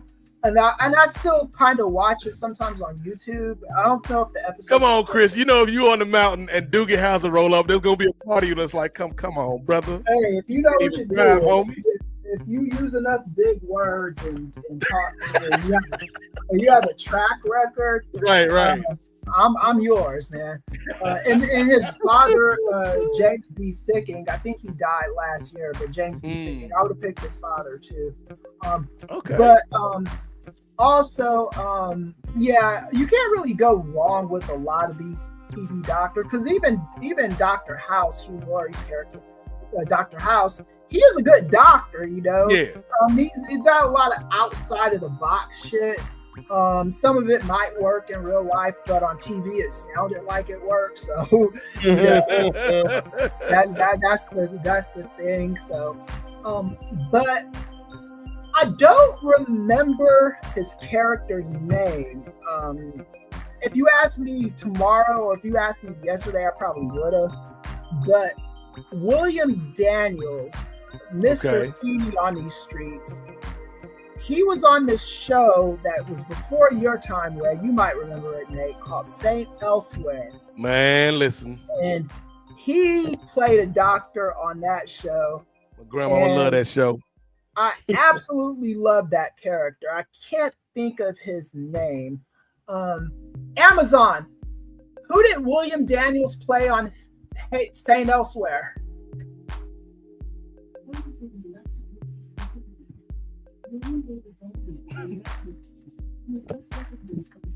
Everything.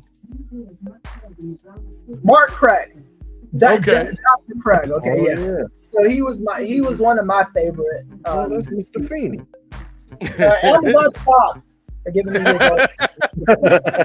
Amazon giving you the whole bibliography, the whole filmography. He was also Dustin Hoffman's mom or dad in The Graduate. He was Dustin I was gonna say he's a really good actor. He playing his mom. This man is amazing. And he was a kid in Knight Rider, right? Yeah. He's wow. Yeah. He was kid. Yes, Michael. You need to go get a checkup, Michael. Yeah. But I wore my Night Industries 2000 shirt on the last episode we did. Yeah, I think you did. Yeah. That's a good answer, because like Saint Elsewhere is kind of underrated just because of the passage of time. But the way that show ended, Ray, let me tell you, Ray. Spoiler alert for everybody that ain't seen Saint Elsewhere. Yeah, that was a crazy movie. At the end of the episode, there was like this little boy, right? The whole time. Played by Jack Allen. Yes. And you see the snow falling outside of Saint Elsewhere, and then the camera comes out. Saint Elsewhere is actually in a snow globe with this little, I think he was like autistic or something. Autistic, yeah. Little autistic boy is looking at the snow globe. So all the stories, Ray, that we've been telling you on this show for like the last 5, 6 years, 7 years, have been in this boy's mind the whole time. That sound like a Who Shot Jail. That sounds like a Dallas type thing. Where M. Night Shyamalan saw that joint and he was like, I'm doing this my whole career. What a twist. Well, and in St. Elsewhere's defense, though, they waited till the last episode. It was like, we're not. You can't come back off of that. But St. Elsewhere, man, they had like so many. Denzel Washington got his start on that show. Yep. I forget his doctor character's name, but he was really, really good. He was so good on that show that I think he got cast in Glory from the work he did on St. Elsewhere. Man. And then the other black doctor on that show played by Eric Lanueville, he became a Hollywood director. I think he directed Denzel Washington in a made-for-TV movie or something like that. And I think they're still friends to this day. But yeah, St. Elsewhere, man, is like, if you ever want to go and binge an 80s show, that would be a show, because they were taking on issues that were taboo at that time that are kind of contemporary today. Yeah, shout out to St. Elsewhere. Shout out to my little man in the chair with the snow globe, dog. Hope you all right, brother. But y'all brought up a lot of good doctors, man. A lot of good doctors I'm thinking about in my mind, man. Like Turk and Dr. Cox from Scrubs. I would trust them. Of course. Yeah. You said that man House. Like House, if he on the right pills, House could get the job done. Yeah. Peter Benton, like out of all the ER doctors, he might have been an asshole, but Peter Benton is the one I would trust out of everybody, man. Peter Benton was that dude. Like one of my favorite episodes of ER was like his last episode as a regular cast member, where he's like jogging, and then Dr. Carter, like they had a great relationship through their seasons together, because it was like Batman and Robin, and Dr. Carter finally earned his respect, and Dr. Benton was leaving because he got into an argument with the white man that ran the hospital, and then the lady on the crutch, on the cane, like she was cool too, but she was like, you can't leave, Peter. He was like, watch me. And then he left, and then Dr. Carter caught him running one day, and he was like, dude, he was jogging, and then Dr. Benton was jogging. Dr. Carter caught him at the bus stop when he was running. He's like, what are you doing, Carter? Oh, came out here to say bye. You could have did that at the hospital.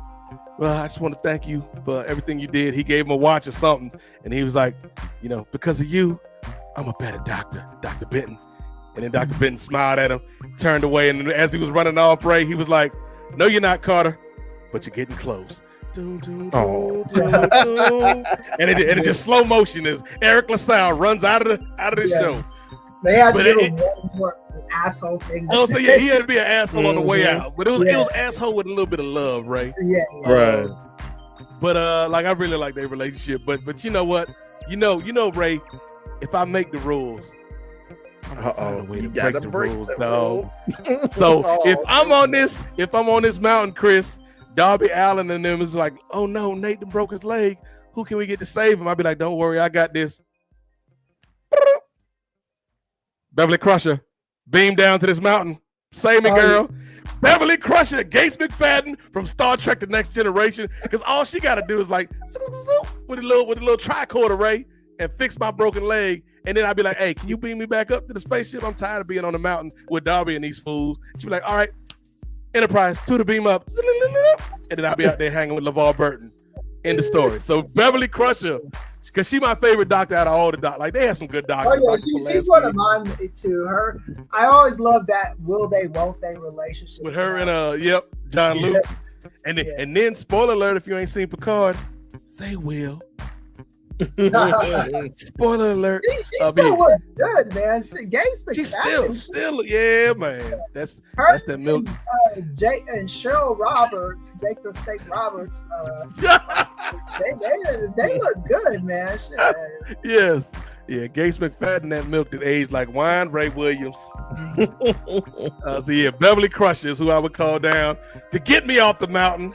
So that way I can get back home, Ray, get back to these ponds, and feed these damn ducks. We done did it again, y'all. We done did it again. The abrupt cut is always my favorite part. Like, how long does it take for Ray to cut the damn music?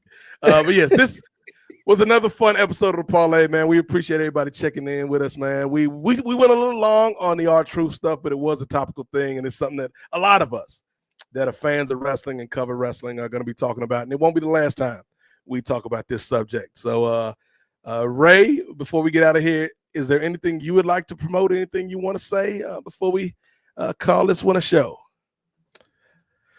I mean, nothing that you probably won't touch on. We've already talked about the drive for 500. So continue to push that. Brother Nate, I did want to express the importance about the YouTube numbers as well, because I know Brother Nate was mentioning the importance of that particular number as it pertains to the financial support and being able to bring people on.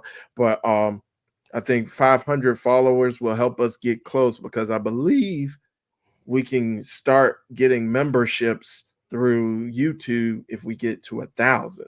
But that don't roll off the tongue. So I was like, let's get halfway there first, and then we can worry about the other half on the back end. Yeah, Drive for 500 Part 2.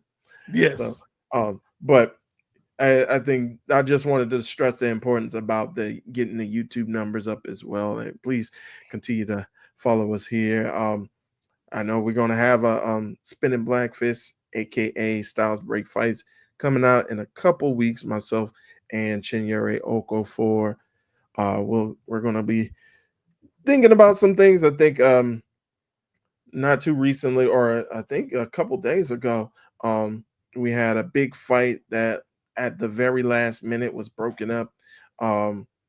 Apparently one of the main event fighters for one of the UFC on ESPN shows had a seizure, and this was like a day after she didn't make weight for the fight. So I think that'll be one thing that we talk about, along with, I believe, a UFC 316 coming up. Sugar Sean O'Malley taking on Merab Dvalishvili once again for the UFC, I believe, featherweight championship or bantamweight championship.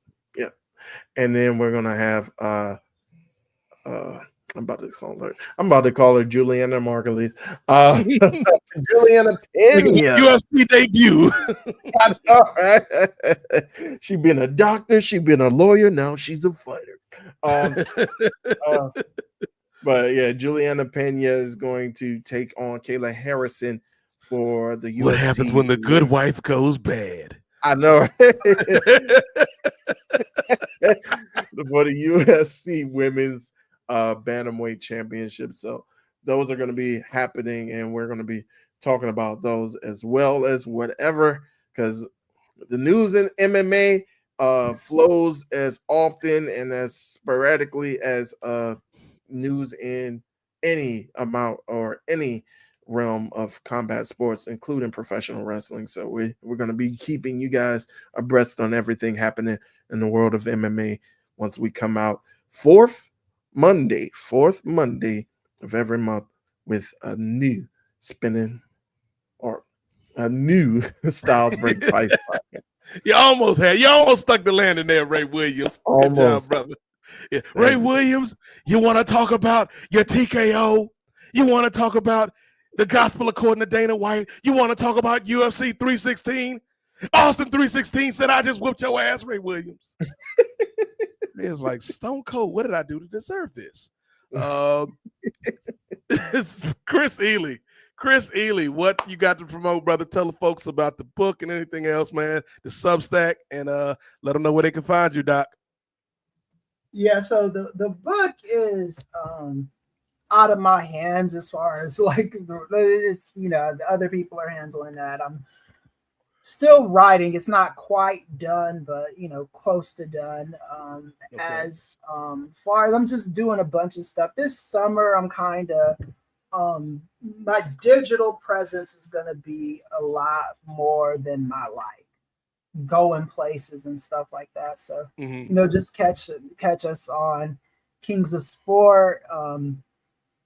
And numbers are looking better. I saw the YouTube numbers, and we're inching our way towards where. And they're consistent too, Chris. Like I've known, like on Podbean, and Podbean is not a representation of all of our numbers across all of our platforms, but the Podbean numbers have been more and more consistent the last few months. So thank you, audience. We appreciate it, man. Keep rocking with us.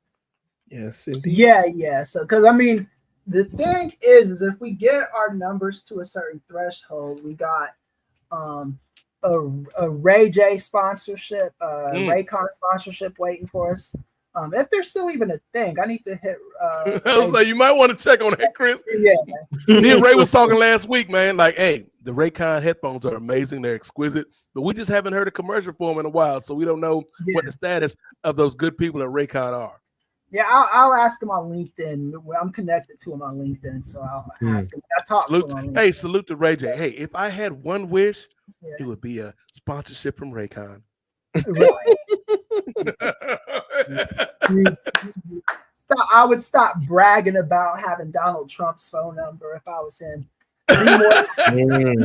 Be more like Brandy in that regards, but you know. Shout out to Ray J. And then, their reality show was pretty good too back in the day. Yeah. Oh yeah, they were good. The business of family.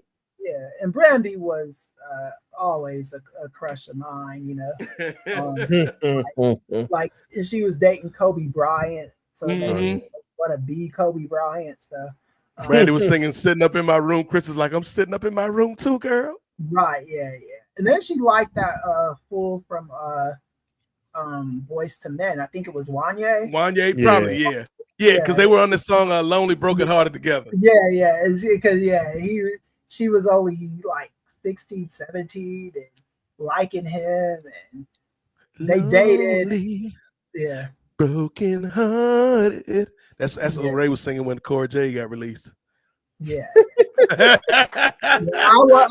wasn't competing with Wanye. No, unfortunately, Doc. In 1994, maybe a little bit in 2025, but I'm married. Right. So, and they still do good with their tours, you know. Yeah. But and also Z-Biotics. If we get to that 1,000, because I talked to the Z-Biotics person that does the press for them. Okay. And, you know, they just need us to bring them numbers up. So Z-Biotics, man, just keep us on the radar. And just let's pay attention to us on NWA. I'm always like amazed at how much numbers we do on NWA, and even more amazed at like the random people from all around the world that will just like hit me up and say, yo, I fucks with you on the NWA podcast, or I like the NWA podcast. It's great. And then they'll add me to Facebook and, you know, interact with me. And I just, you know, I don't want to be famous. I don't need that shit in my life. But I do like being known by my peers and people who pay attention to us on these platforms, right? Like, so like for my book, you know, and for, you know, what we do on Kings of Sport and what we do with the NWA podcast, you know, that's the kind of shit that I like, is when I hear, if seeing someone random at the street, or I even had a kid take my political science class at Ventura College in 2020 because they heard us on Post Wrestling, which is very just crazy weird. He was a smart dude too. He got an A in the class. And another UFC fighter who was a fan of Post Wrestling, I forget his name, man. He's gonna kill me for this, but we follow each other on, you know, Instagram and Colby Facebook. Covington. Not him. This dude was this. Like, you know what? I usually don't like your kind, but you fellas are all right. Like this guy, he's somebody. I don't think he ever made it huge in UFC, but he needs to leave you. If he is smart enough to where if he did anything else, he'd be a millionaire a few times over. So I hope. I hope he does something else. I can't think of his name. I'm trying to find a picture of him, but yeah, he was a real cool guy. We'll probably talk about him on the next episode. But yeah, man. So I'm just loving like the upward mobility of the networks in 2025. And John and Way haven't even bragged about the subscription numbers of Post Wrestling being up. But that, you know, like we are doing very, very well across platforms. And this platform, I think with us, it just took a while to germinate, you know, but like, you know, once we figured it out, now we're starting to blossom into what we always should have been. It's just been a slow roll. And I think once we hit, we're hitting, man. And I'm very, very pleased with that. And yeah, so like, you know, we could do more like Post Wrestling days or King of Sport days and shit like that, man, you know. Or yeah, I could see Nate at one of those Tony Khan press conferences, or Ray, I don't know if Dana would invite you to UFC press conferences. He already hates multiple people at Post. Yes. So maybe don't tell him you're with Post. Send me to the WWE press conference. I'll be looking at Paul like Mookie looked at or bugging out, looked at Sal and do the right thing. Hey, Hunter, how come you ain't got no brothers on the wall? I bring you my money every month. How come you ain't got no brothers on the wall? Right, yeah. I still remember when Will interviewed Stephanie McMahon. Washington. Not Will Washington. Why did I say Will? Our homeboy, man. He's gonna kill me. Andreas? Not Andreas either. Andreas is he's a best friend, man. What the fuck? Doesn't sound like it, Chris. He was the old host of this show with us. Redacted? Was that Not redacted. Alfred. Marcus? Yeah, Marcus. Marcus Are you blanking on Marcus Vandenberg? The light skinned The beige forefather? Come on. Look, man, Marcus has been making himself scarce these days. I haven't seen much of him. I invited Marcus to my Will wedding. Vandenberg. Yeah, I invited. That's Marcus crazy because I think his dad's name is Bill, which is wild. So shout out to the Vandenbergs. Yeah, I invited him to my wedding and he wasn't making it. The only reason why I didn't have y'all come because I didn't want to put the burden of you flying all the way to right. LA. Marcus did Redacted come to the wedding? Nah, I didn't give him. Set out a nice tray of cheese for him. Yeah, because that was the thing too. I actually thought about inviting Alfred, but if I have to choose between Alfred and Marcus, you got to pick a side, brother. To invite to the wedding. Yes. I'm not that good of friends with Alfred to be picking him over Marcus. It's just right. So, like Marcus, I've seen Marcus in San Francisco. Mm-hmm. I've seen him in. We were in San Francisco, Los Angeles, and I want to say Chicago or somewhere like that. Okay. But Marcus has always been the homie. So salute to the beige forefather. Yeah. Hopefully we get enough income coming in that he could he'll want to quit ESPN and join the network again. Hey Marcus, come on, you could be our John Skipper, brother. You could lead us to a new era. But actually, like Marcus and I do have like a secret podcast we've been talking about for years. We just don't have the time right now, but eventually. And if you guys sign up for the Patreon and share the shows and tell your friends, eventually Marcus and I will be back with something that you'll like. Yeah. But yeah, follow Chris, follow Ray, follow me on the socials, on Twitter at @8 MOZAIK. On Blue Sky at Nate Mosaic 757 and on Instagram on IG. I'll be doing these lives. I did one today right before the show. Black Nate, BLAQUE_8, and follow Nefarious on all of my socials. Subscribe to the YouTube.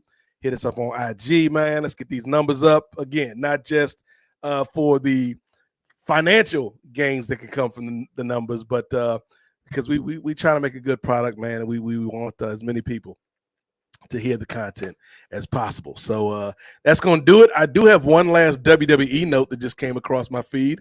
Valhalla. Her contract has not been renewed. So I guess here's the thing. You don't ever want to see nobody lose their job, but I feel like this was Triple H covering up for himself, covering his tracks. If I get rid of one of us, then they won't notice that I got rid of one of them. So we can do that, right, Ari? Whatever you say, Paul. I'm Ari Emanuel. Good night, folks. I don't know. I don't know how Ari Emanuel talk, y'all. Like, I don't know how he sounds. Like I've heard him talk before. I've heard Rom talk more than I've heard Ari talk. Yeah. I mean, I don't like either one of them. So, like Rahm Emanuel is one of those Democrats where if I had to vote for him, right, I'd go ahead and do it. But Rahm Emanuel always felt like Democratic Scaramucci to me. Right, yeah. He's like the Anthony Scaramucci for the Democrats. Yeah, he kind of is, And then Ari Emanuel is, I know he's liberal leaning, but I think he's more. He's shown himself to be more. He follows the bag. Than anything else, And right now the Republicans got the bag, so he gonna follow that bag.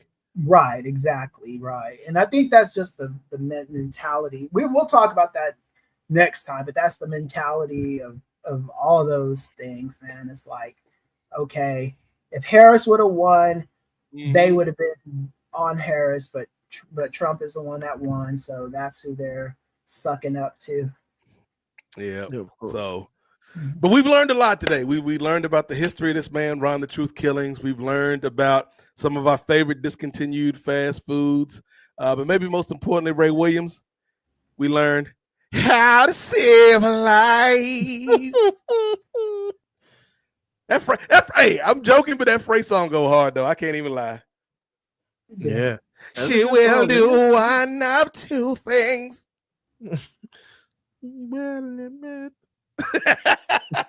Make you wonder why you came with it. Like, okay, that brother was singing. He was singing right. But yes, we appreciate y'all for checking us out for another edition of the Parlay. Hey, if the length of the show bothers you, that is something we're cognizant of.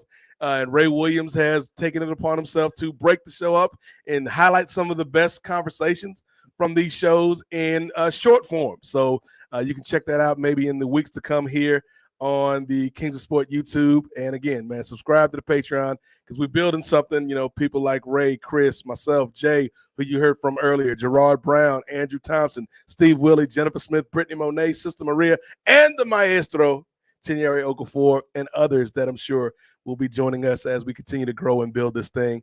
But yeah, that's going to do it for this edition of the Parlay. We appreciate y'all checking us out. For Ray Williams, for Upper Midcard Jay Lacey, and for the Professor Chris Ely, I will leave us with the words of Ron the Truth Killing, because at the end of the day, Ray, it's all about how we live, how we laugh, and how we love. Now that's what's up, Chris. Yeah. Hit the button, Ray.